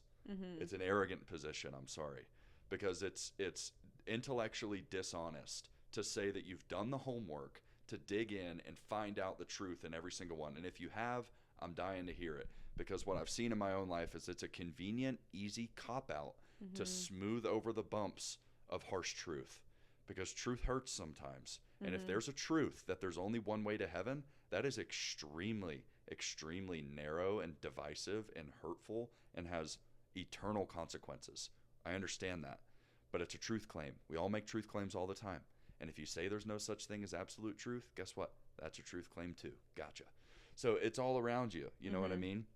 And so to say that there's no truth, or to say that it doesn't really matter, we're all on our own path, like, man, if I can say it with the most love in my heart, you're living in deception, and you got to find a way out of that. And I hope that this will just kind of shake you and wake you up a little bit, because it really is love. Yeah. And we're seeing it all around us, and it drives me insane, because it's like culture is handing out these doses of toxin that are just numbing people's heart and emotion to truth, and just being like, well, that's your truth. Good for you. Like, I'm glad that you found your path. And I'm like, no, like, truth can be known. Like, we can wrestle, we can dig, we can find out, and we can know things with certainty in our heart. And yes, we still have to have faith, but man, we shouldn't just throw the concept of truth out the window. And so relating all of that back to relationships and singleness, like, you've got to be able to lean in to the Lord on your own accord, in your own account, and wrestle with these things. And if you're finding that you're in that place of kind of, yeah, whatever, Yeah. like, I don't really care either which way. They could be a Christian, they could not be a Christian. Like, my biggest encouragement would be to take a step back from the dating scene as a whole and wrestle with truth and find God in your life, and make your decision on that before proceeding forward. So Yeah. I know I went off a little bit, but No, you're whatever. good. There's a verse in Proverbs that says, wounds from a friend can be trusted, but an enemy multiplies kisses. Yeah. Meaning that when you have a friend that tells you the truth, that's a good friend. And someone who hates you is just going to butter you up. Yeah. Like, someone who actually doesn't love you is just going to tell you what you want to hear. But a real friend will provide with love, like with care, with prayer, the truth. Yeah. And, Jacob and I, like, I want you guys to know, like, we wouldn't be doing this if we didn't care about who's listening. Like, we wouldn't be doing this if we didn't love you guys, if we didn't truly, like, have a heart for this and actually care about you and care about your marriage, your singleness, like your future, like God's plans for you. And that's something else that's so beautiful about knowing God, is you start to care about the things that he cares about. Yeah. And he cares about you. He cares about his people. He cares about the church, and he cares about the lost. And it would be dishonoring to him to not tell you the truth. And it's not just our earthly lives at stake. Yeah. I'm a huge advocate for the fact that God's plans and ways are best, and that we have a really flawed view of sin, in that we view it as like God's commanding me not to do that, and it's so much fun. And a lot of times sin does provide a level of like temporary pleasure. Of course, that's why it's attractive. I think drugs are kind of a great example of how sin is overall, because you look at a meth addict and they're loving being on meth. Yeah, I've got buddies who are addicts, and they're like, dude, there's no better feeling in the world than being Yeah, it feels high on amazing. meth. Like, not saying that it's not, like, it doesn't feel good or that it's not great in the moment, but if you look at a meth addict's life, you can tell that it over time it's destroying them. Right. And I think that a lot of sin and things are like that. All sin is like that, because God has a design and a plan and a purpose. And when you're living outside of it, you're only hurting yourself. And God sees that, and he doesn't want you to get metaphorically hit by the car, like what Jacob says. But also there's more at stake. There's your eternity, at stake. And the Bible says that, we reap what we sow, and your salvation is of the utmost importance. Yeah. Like, there is a sense of urgency. There's a sense of there's a life after this, and what you do now matters. Like, the choices that you make now, they matter. And there's so many verses that talk about too, like rewards in heaven. Like, we're part of a kingdom, a spiritual kingdom. And it's really easy in singleness to get your eyes and perspective off of that and more focused on, like, I just want to be married. Right. I just want, and I think it's good to ask yourself too, like, your actual desire to be married. Like, what's the actual need that you're looking to satisfy? Like, do you feel alone, and so you want company? Do you want comfort? Do you want to be affirmed? Approval. Yeah. Do you want approval? Yeah. All those things have to be met by God. And he will meet them and exceed them above anything you've ever experienced. Yeah. Love, satisfaction, approval, any of it. Like, Yeah. God will redefine that for you in such an intense way. And then you'll go seeking for a relationship to build the kingdom. I want to find somebody to storm the gates of hell with. Like, I want to make a difference in this world. It's not just focused about me anymore. Yeah. And I think that can be a great indicator that if your only desire to get into a relationship is to satisfy your desires, you're going to have a bumpy road, because marriage is all about the other. It's all about selflessness. Another thing that I just want to say too, that this kind of just brought up throughout conversation, is also falls into the category of identity. I think as a single person, you have the opportunity to know your identity in Christ and to know who you really are. And in doing that, like when the Lord is the one to establish your identity, then you actually will have standards. Because a lot of times we lower our standards because we don't value ourselves. Like we don't value ourselves because we don't have a definition of what's valuable, and God is the one that defines value. So when you spend time with the Lord, when you have a relationship with him, he's the one that starts to define who you are and your purpose and your value. And when you start to value yourself, you start to not put up with certain things. That's like how I would phrase it. And that's something that God did for me. And not saying that when you go, like if you do these things right, when you go into marriage, you won't have any issues, because we talked about this last podcast, but like we are really blind to how we actually feel about things and like who we really are. Yeah. Like God sees the heart and he knows your heart fully. And it's by his grace that he doesn't just expose everything at once, because we'd probably all like combust. Yeah, we wouldn't be able to handle it. Yeah, it'd be like my diarrhea by the lake. Not to bring that back. Bring it back. It would just completely destroy us. Oh my gosh. And it's his grace that he allows seasons and things to grow us and to shape us into being more like him. But like there is a lot of value in knowing what season you're in and allowing God to like secure your identity in who he's called you to be. It's really important. And to have just that kingdom focus, that kingdom perspective, and to trust him, you know, like he's a good father. Yeah. And when he puts those desires in your heart, like it's not for no reason. Yeah. You know, it's not without a plan behind it. Yeah. But I think I wanted to wrap up a thought on a couple things and then say something else. No, you're totally good. I just don't want to forget. I should have a notepad. I'm going to do that in the future. Jacob's like taking notes. I got kind of fired up talking about truth, and I think it's really important. I also understand there are people who are damaged from religion, and so you run to a place of universalism for peace, and you're just sick of this false gospel that you've been spoon-fed since you were a child that's full of hatred and ambiguity and uncertainty.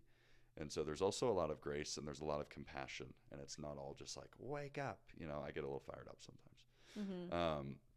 But I wanted to speak to, I know we're talking about singleness. We're talking to singles on this podcast, but we've made a lot of claims, a lot of opinions, a lot of biblical truths about being equally yoked. Mm-hmm. And I was just reading through 1 Corinthians, and Paul actually addresses those who are already married and their spouse is an unbeliever. And so I think it's important to address that as well. And Paul actually says, like, what are you supposed to do? Like, basically get divorced? No, definitely not. Paul says, like, stay in your marriage, and your spouse will surely be saved through your faith. And so if you're in that position, right, and you're already married, though, you're not already dating. married, not dating. If you're dating, take a step back, please. Reevaluate.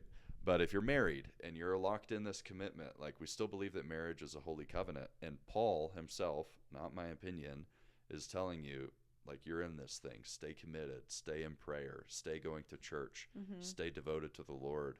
And Mm-hmm. through your devotion, your spouse will see Jesus. Mm-hmm. And that's a beautiful thing. But do not twist that verse into, well, we've been dating for 3 months and I'm just going to win him over. We call that missionary dating. Missionary dating is where you view somebody who is in a bad spot in life. Or, us girls love to do this. Oh, they have such great potential.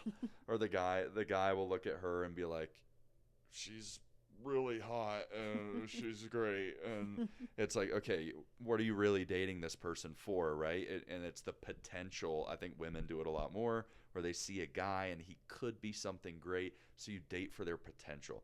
That is a booby trap from hell. You got to stay away from that bad boy, because you can't date people for their potential. And yes, you can ultimately see where someone is headed and the path that they're on. That's different. And understanding, like, okay, this person is humble and kind and diligent and hardworking and honest. They have the character traits that will develop and blossom into someone that I want to be with. Mm-hmm. That's different than being like, well, this person is 90% of the time aggressive and abusive, but they have a little bit of compassion in there. And so I'm going to date that 10% of compassion and just hope they change. Yeah. You can't do that to yourself, and especially when it comes down to faith. Mm-hmm.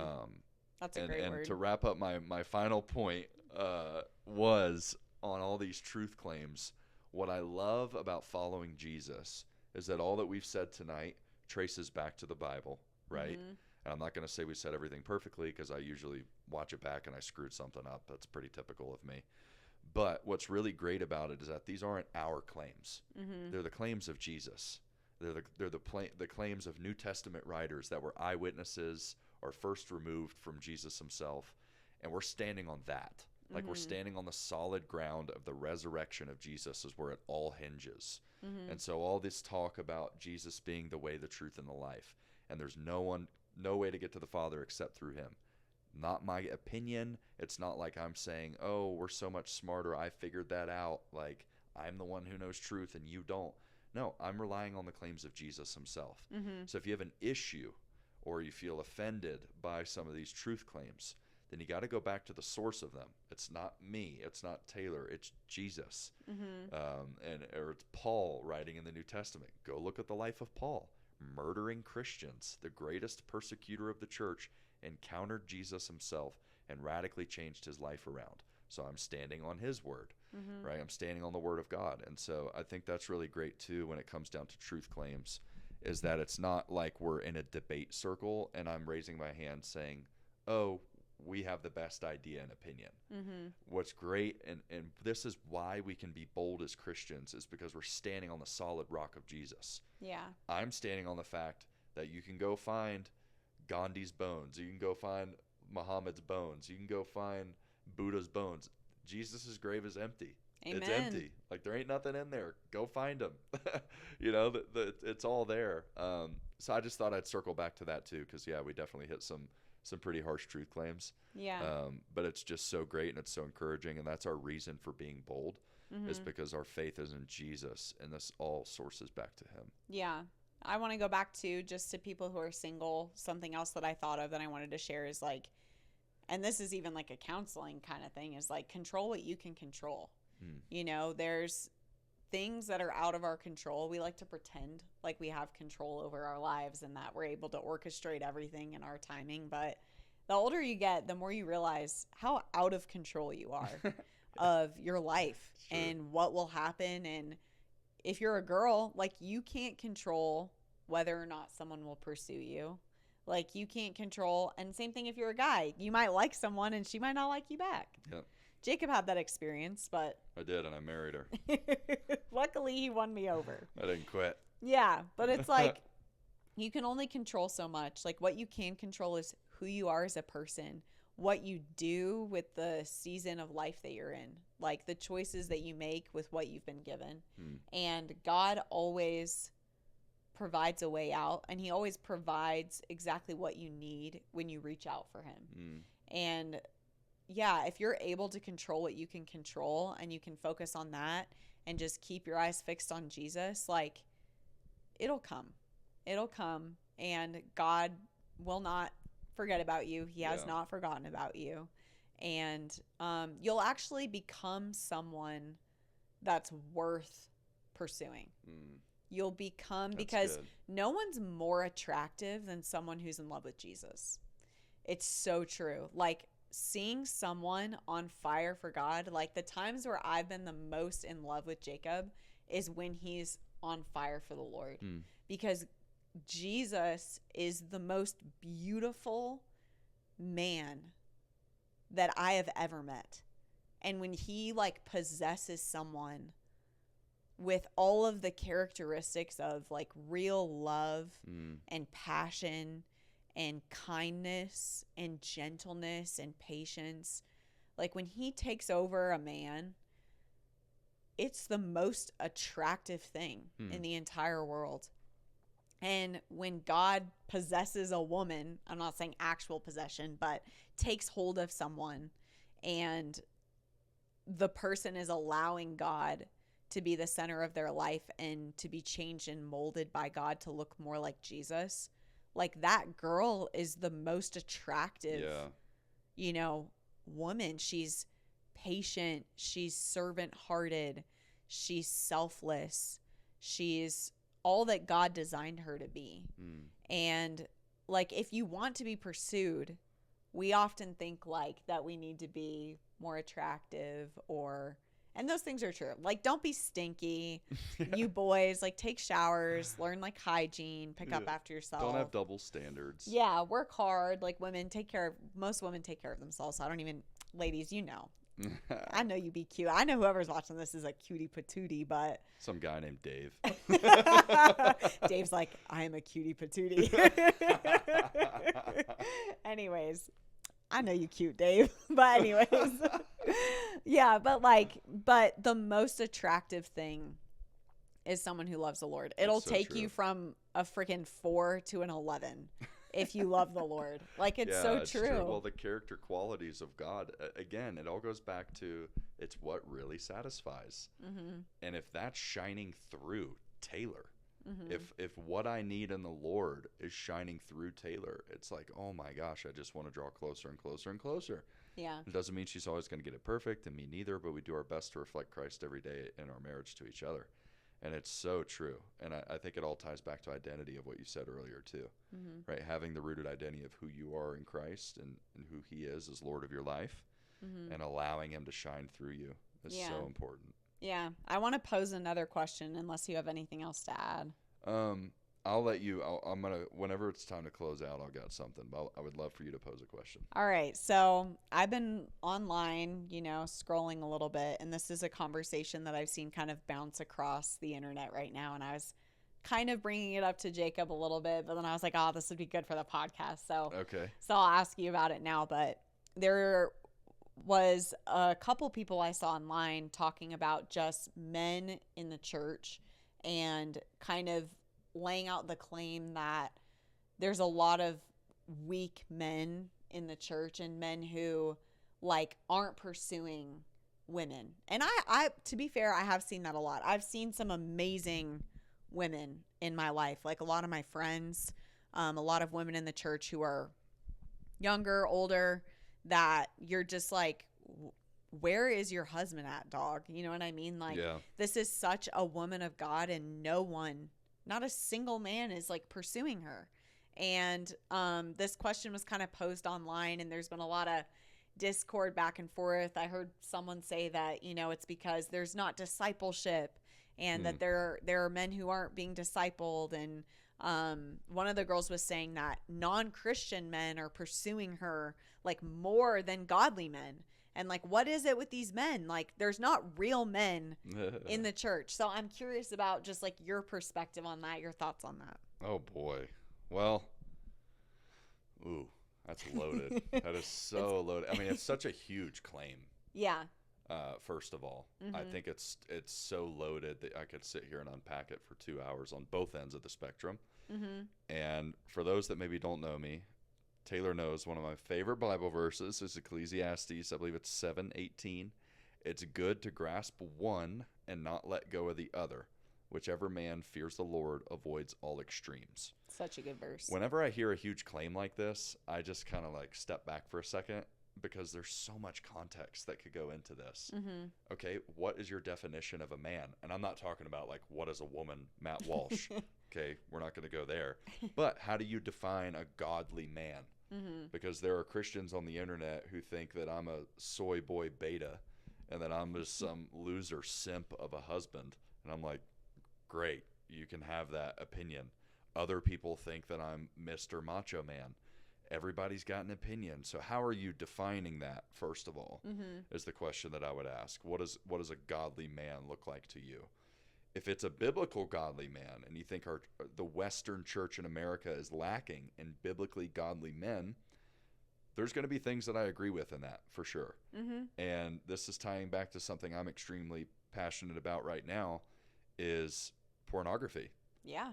You've got 70% of the men in the church. That could be an outdated statistic by now, but we're going to call it 6 out of 10 or 7 out of 10 men in the church that are viewing pornography on a regular basis. Mm-hmm. When my pastor confronted me about my pornography issues back in the day, he told me it's the single biggest issue in the church, and it's neutering the men in the American Western church.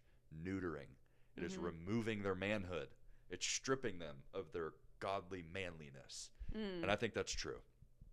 because when you're under the thumb of sin, when you're living in a stronghold, you're not going to walk out a life and live a life of consequence. Well, I actually had someone tell me recently who had struggled with a pornography addiction, a guy, that he said it made him, which this is interesting because this ties back into this girl's claim, it made him afraid to talk to women or weird around women when he was in high school. Yeah. And I was like, that's so interesting. I've never heard that before. Yeah, I mean, we can't even begin to comprehend, well, we can now through science, how it actually perverts and warps your perception of women and of men and perversion of just life in general. I mean, it totally wrecks you beyond belief. I mean, it is like a grenade going off in your central nervous system. It's so bad for you. And so, yes, you're going to have men who are shells of themselves not pursuing women on a mass scale. And tied up in shame. And condemnation. So they're not going to be a confident, godly, humble, yet macho type of man that you're looking for that comes and pursues you.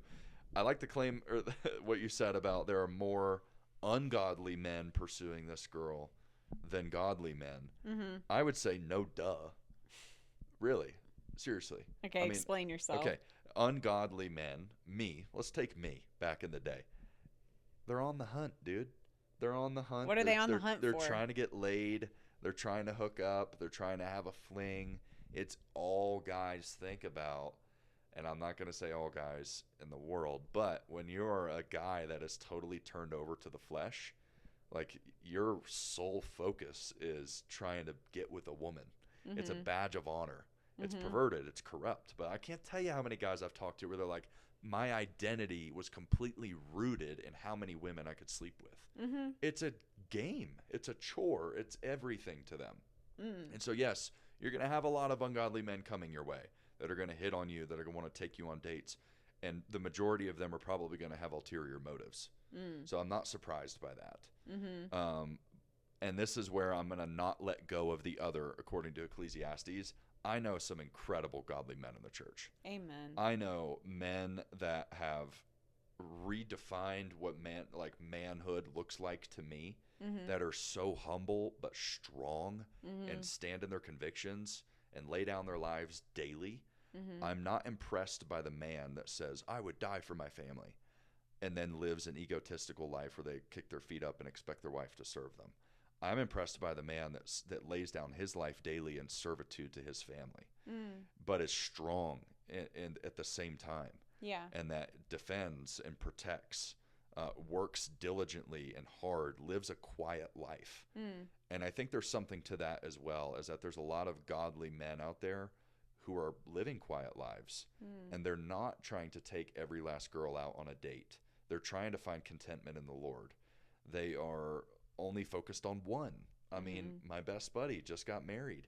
He refused to go on dates for years. Yeah, he made us so mad, guys. Wouldn't do it. All these girls, like, I had so many friends that were awesome. He's an attractive guy. Jacob was his best man at the wedding, and he was Jacob's best man. He was kind of like our third wheel for a lot of our relationship, actually. Shout out to you, Jesse. We love you. But this kid literally would not, we need to bring him on the podcast because he has a crazy relationship story, but he would not go out with anyone. Right. And his standards, I was like, Jesse, even I, dog, think your standards are like a little high. Right. Like down to like, he wants curly hair. He wants and you're just like, Jesse, you're down to the skin complexion. Yeah. And what's so funny is that God gave him exactly. She's better. Exactly. Like, what he she's was looking for. better even than what he described. It's so great. I'm so happy for him. So beautiful. Like, she is everything and more. But I'm sure a lot of women could have looked at Jesse and been like, he's not pursuing anyone. Right. Like, he's not a godly guy. Like, But looking at his life, like, Jesse was actually faithful. Yeah.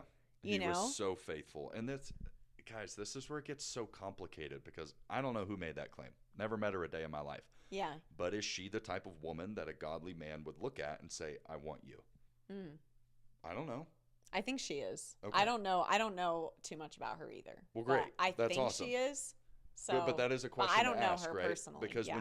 the problem is, and this is the issue with social media, is we get these concepts or these ideas and then we blow them up on mass scale for everybody to relate to. Mm-hmm. But that is a question, because there's girls that could have thought that about Jesse. Mm-hmm. And Jesse was living his life in obedience to God. So what are you supposed to say about him? That he's not a godly man? Mm-hmm. No, he is a godly man. Right. And so that there can be truth on every end of the spectrum. And then, I mean, again, to me, this is kind of like the universalist claim of to say that that's the big C church. How do you know? I mean, there's millions of churches. Yeah. There's hundreds of millions of men and women across America who go to church on Sunday. Well, and I want to instill some hope in you ladies that, like, I've done a lot of Christian organizations. Like, I did Youth at the Mission twice. I did a Bible school. We went to Southeastern University, which was a Christian college. I've been to a ton of churches, and I've met amazing, godly men in every single experience, like ministry, church that I've ever been to. Godly men as far as like men that are in their 60s, all the way down to kids that were 18 and my age. Now, were we all like a little zealous and like immature? Yeah, totally, because we were 18. But men whose hearts were tender towards the Lord and who were pursuing God, yeah, absolutely. And like at our college, I could list 10 guys off, just right off the top of my mind, that are awesome guys. Yeah. That we know personally, that we're friends with. A lot of them are married now and like meeting their people, you know, praise God. But there are a lot of amazing men in the world, and God is building up men, and he is restoring what the enemy took, because I think a lot of us millennials or even Gen Zers, like, we grew up with passive dads. Like, we grew up with dads that, you know, the woman was leading, and I think that was something that plagued a lot of, like, is it the boomer generation? Yeah. You know, and I think God is flipping that. God is raising up a lot of places that we've been, like the past 3 churches we've been in, God has been raising up specifically the men. Yeah. Like, there's almost been nothing for the women and everything for the man. Sometimes a little too extreme. But I think that, again, that's where the truth is on both sides of the scale for me. And a lot of times I know my answers can be frustrating because they're a little bit vague. But it's like, the truth is that, yes, if we have 70% of our men are addicted to pornography and under shame, then that's 7 out of 10 men that you meet at a church that could be pursuing you that aren't pursuing you.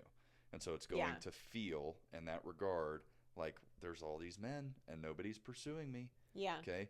But then those 30%, I think that number is rising of godly men. I think God is raising people up to set others free, and that men are really rising up and taking claim of what's been robbed from us for so long, which is really our identity in Christ. Right.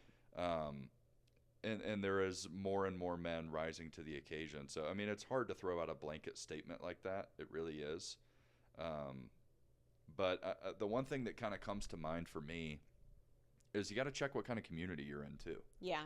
You know, because if you're in a church with a lot of young people and you're getting like spoon-fed self-help sermons every Sunday and there's no call to holiness, there's no conviction, you can't really be surprised when the young men in that church aren't really up to par. There's not older men in the church to disciple them. They're not being called out of their sin patterns. They're just kind of all getting together. It's like a glorified youth group. Then if you're really serious about finding a man of God, well, then maybe you need to be under some different leadership or a church authority that's going to take things a little bit more seriously. And those places do exist. Yeah. You know, wherever we've lived, we've always found a church body that is fun and enjoyable and the most loving, but also has calls to holiness and doesn't just like permit sin. Because unfortunately, there's a lot of church bodies out there today where they just glaze over that stuff. And so naturally, you're going to have a lot of men who are eligible bachelor age that aren't pursuing as godly men would because they haven't been discipled. Yeah. And so I think that there's truth on both ends of the spectrum there. I really do. Yeah. That's really helpful. And I think it really struck me when we were talking about it, how that girl was saying like, oh, all these non-Christian guys are pursuing. And I was kind of like, yeah, what the heck? And then you were just like, yeah, dude. Well, Like, yeah, of course they're going to pursue you. Yeah, because for the godly men, again, just to restate it, for the godly men that are out there, they're not going to be asking every girl and her sister and her best friend on a date. They're just not going to. yeah. But every frat guy I knew in college was asking her friend and her sister and all of her other friends on dates. Yeah. Trying to go out with her. So For this poses another question that I want to ask real quick. But for the godly men that, because there's two ends of the spectrum a lot of times in Christian circles where, like our friend Jesse, he didn't date anyone. Yeah. He wouldn't talk to anyone. He was just like a lone ranger, our third wheel Literally. for years. It's too long. For too long. And then found the person that God had for him.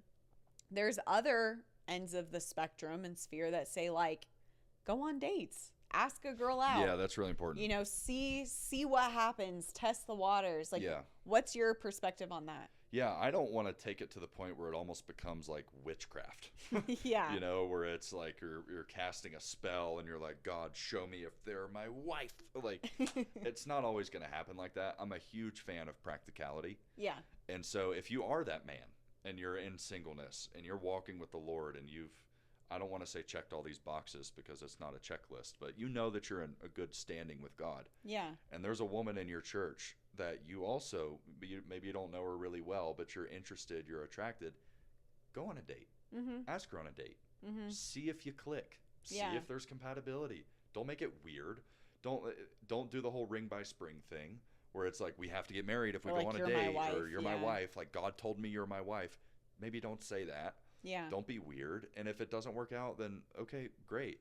And so I think that there's a little bit of demystification that needs to occur in Christian circles too, where we get really weird and really tense around dating because we're so hung up on the one and the idea that this is my soulmate directed by God. And I'm not going to get into all that theology right now, but it really mystifies the dating arena and it makes it very high pressure. Yeah. And I think that I would love to see the pressure removed a little bit, make dating a little bit more casual. Yeah. To go on a date doesn't mean that you're my girlfriend. Well, and how are you? That you're the boyfriend. Yeah. You can go on a date to discover more about that individual. Yeah. Go learn about them, make it casual, and if it doesn't work out, then you need to be mature enough to have a discussion and let them know.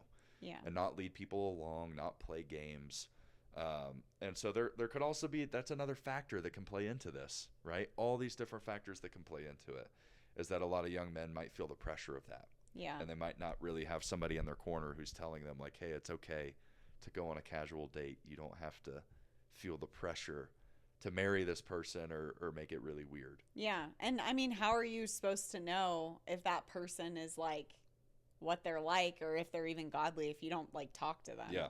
You know what I mean? You're like not if going you don't to. have a sort of relationship or even friendship with them. But I also think that poses another thing that I've seen a lot in Christian churches where girls get kind of crazy and a guy will ask them on the date and they think it's like their husband and they get really obsessed with like the idea of this person being their husband and really infatuated and like 0 to 100 really quick. Well, I'm not a woman. Why do you think that happens?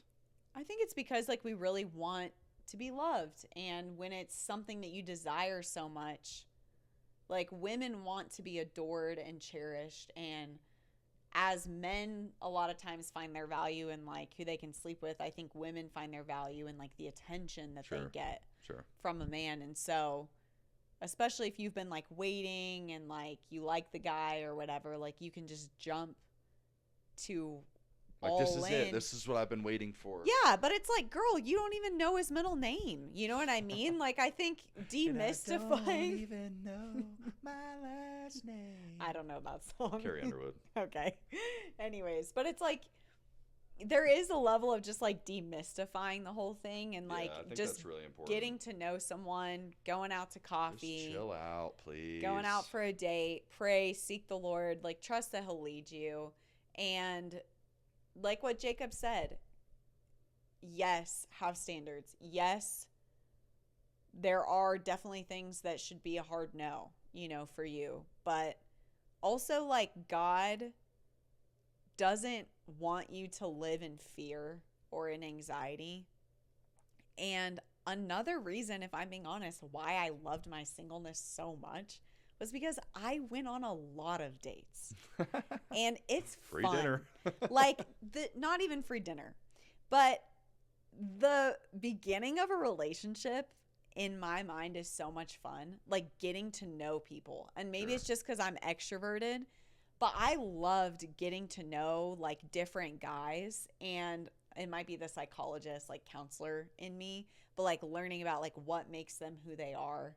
And I've had even friendships with guys that were a little bit like, we liked each other, we missed each other, didn't work out. And the Lord taught me so much through that friendship or through that relationship that didn't end up working out, that I still think was, like, part of his plan. Obviously, that's why you're supposed to pursue purity. Right. And, you know, there's a level of guarding your heart and wisdom involved.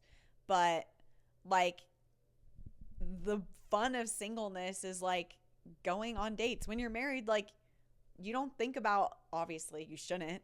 Shame on you if you are.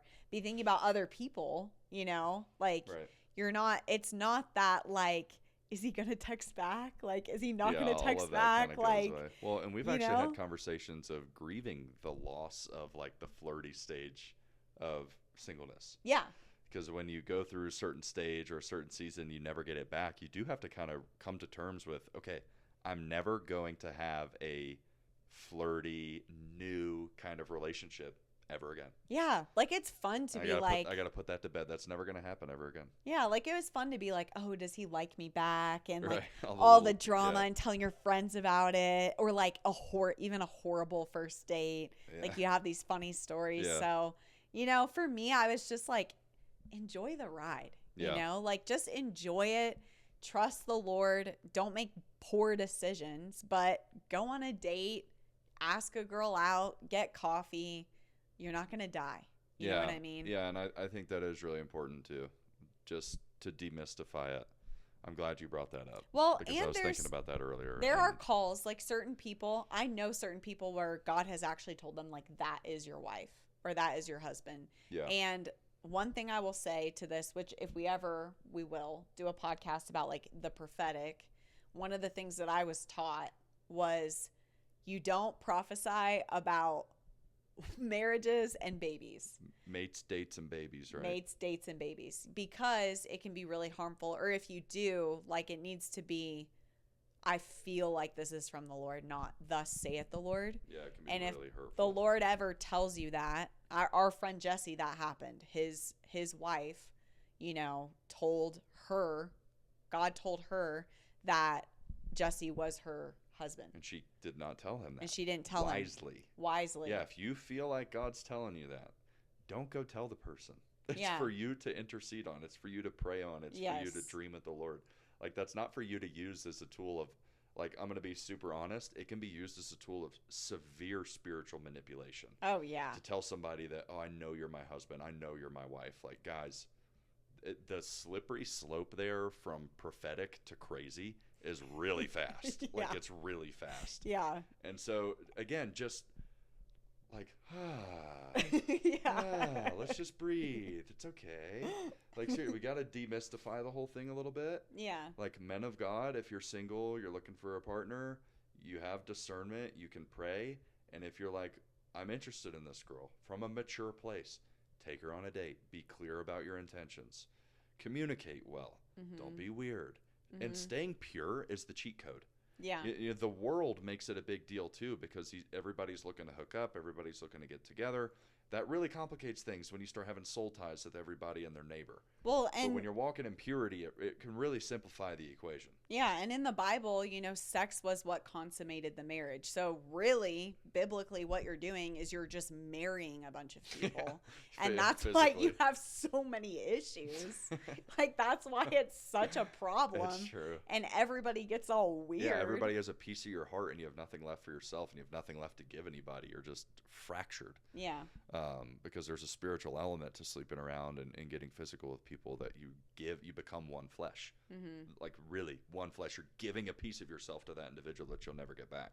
What do you think about like emotional? Because I've heard a lot of people say guard your heart, meaning women need to guard their emotional, like the level of emotion or vulnerability that you give to someone, like based on the level that you are with them. So like dating versus engagement versus marriage. Um, it's a really interesting question. I think you have to use a lot of practical wisdom, and I am, I would be lean more toward the side of be truthful and honest yet reserved instead of just first date absolutely dumping out all of your heart and your emotions and your hopes and your dreams to an individual. Yeah. Um, Not that we should withhold truth or be sneaky or scandalous or afraid. I think that intentions really matter. If we're going to talk about guarding our heart, I think intentions really matter. But if this is in the context of a date, is that what you're asking? Or a relationship? Yeah, I mean, I've heard a large spectrum of things. I have kind of an interesting perspective because, like, for example, in Youth of the Mission, I think this is good, but they wouldn't allow girls and guys to be alone together at all Sure. during the time of missions. And then even after, when you're done, it was very much like a girl would like a guy, they would go off together and have a deep conversation. And it was like a whoa, whoa, whoa, like, those conversations should only be happening when you're engaged, or those conversations should only be happening when you're like seriously dating. Okay. Yeah. Or even in friendships, like, here's going to be my opinion on that, is that we no longer live under the law, but we live under grace. And I know that that doesn't sound like a law and grace type scenario, but the moment that we start to put rules and like, you can have this conversation here, you can have this conversation here, and that applies to everyone on a blanket statement, it doesn't fit. yeah. It just doesn't fit. And I think that that's why it's so important to rewind back to the initial part of the conversation, that if you're serious about getting a relationship, that you need to be a healthy individual in Christ, you need to know your identity, you need to know what you're looking for, and you need to be ready. That person needs to be in the same place, and your goal and your mission should be to get to know that individual and understand if they're in the same place as you and ready for the same things that you're ready for. And if they are, then I think it's absolutely you should start having deep and meaningful discussions and conversations. Right. But that I'm wary anytime that there's just like man-made rules placed on a situation that isn't direct scripture, and that we're saying like this is the way that you have to do it for everyone all the time. Yeah. I just don't think it fits for everybody. I think you need to know yourself too. Like, if you're a girl who, like, you're one of those people that you just jump head over heels, and you need to be a little careful and give yourself time and not get ahead of the other person, that's understandable. But for me personally, every like relationship that I was in, dating, and even like I had really great guy friendships where we talked about like everything, and we were open and vulnerable. Like, did we kind of have a thing sometimes, and like things got a little weird sometimes? Yeah.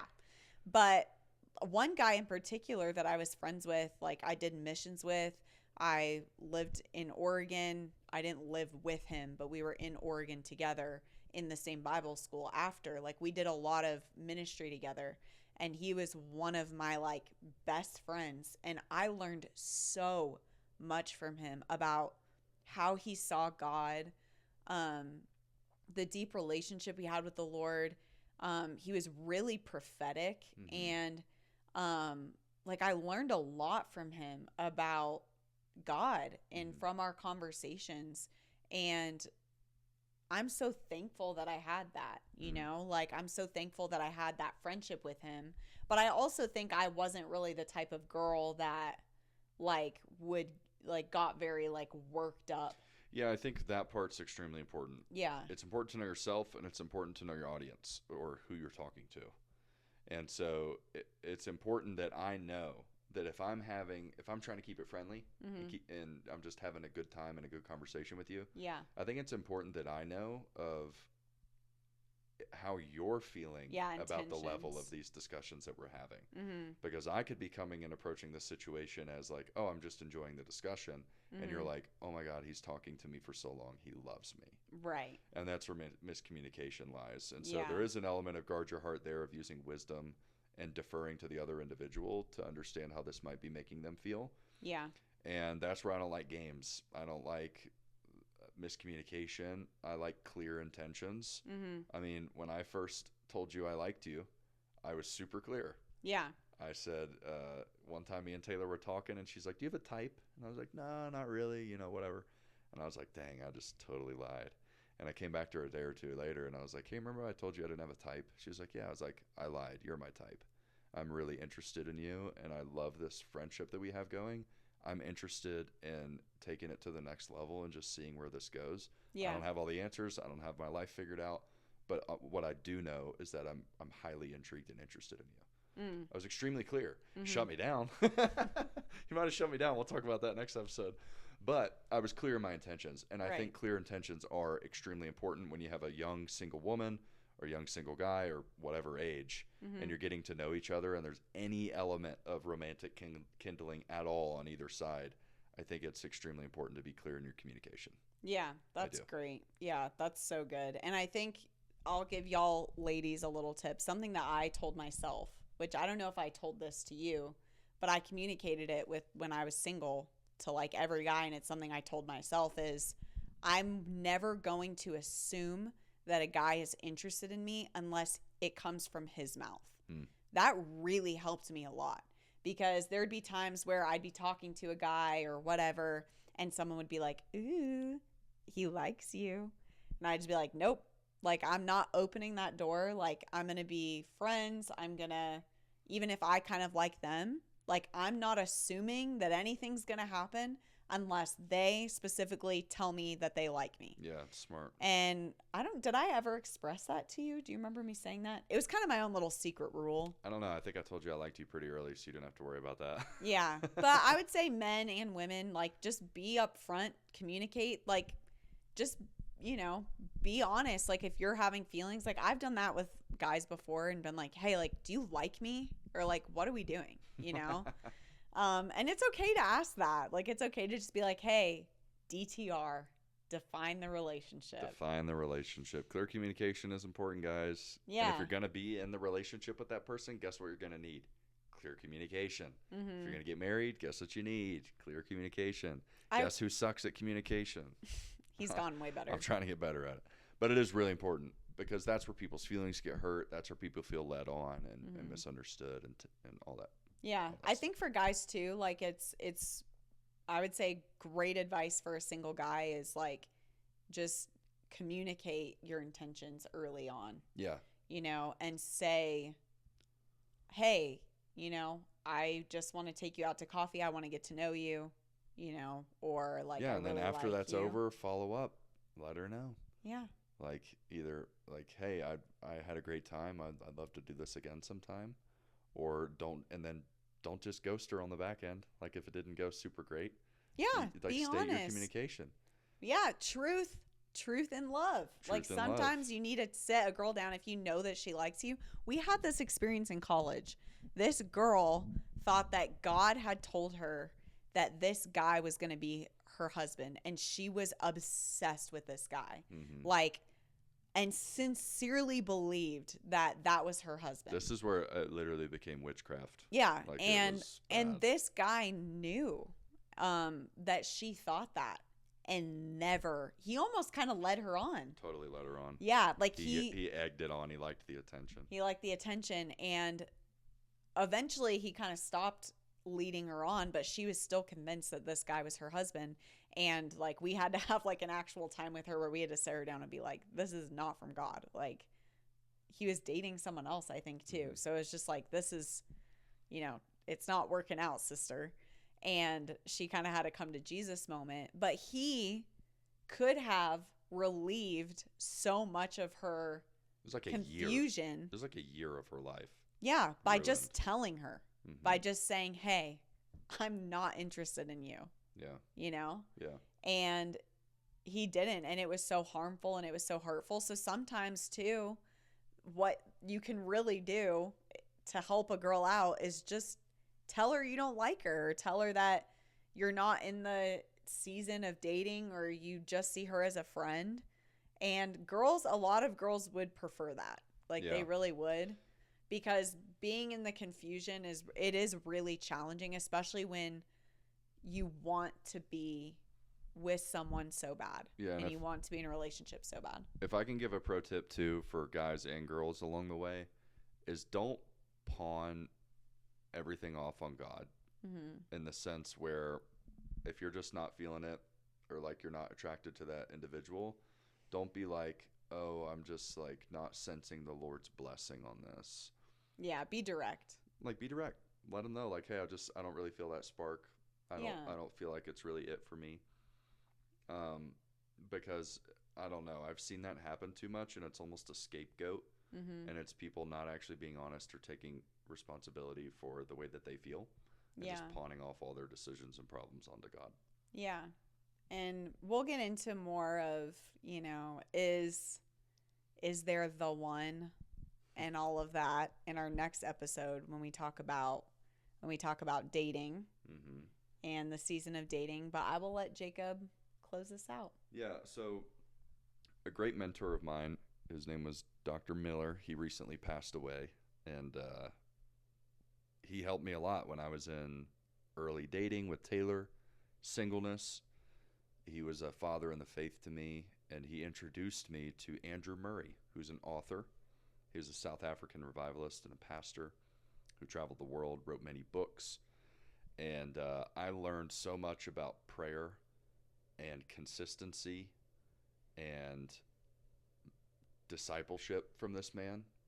And one of the great things that he taught me, that he left with me and a group of guys, was how to wait on God. He knew how to wait on God. He never married. He had a love of his life who chose a different guy, and that was it for him. And he never married. And I talked to him about it, and he said, there was never a greater desire in my life than my desire for Jesus. That's how I was able to make it single all these years. That his greatest desire was to know God and to disciple other men. And he showed me this book called Waiting on God by Andrew Murray. And if you're in a season of waiting, you're waiting for God's promises, you're single, you're waiting for a relationship, go get this book on Amazon. It's like $10.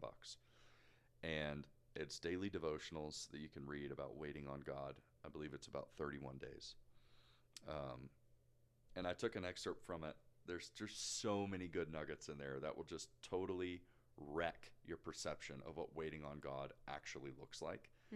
And one of the great ones says this: the blessing of waiting on God is not just that we get what we asked for, but that we get God himself.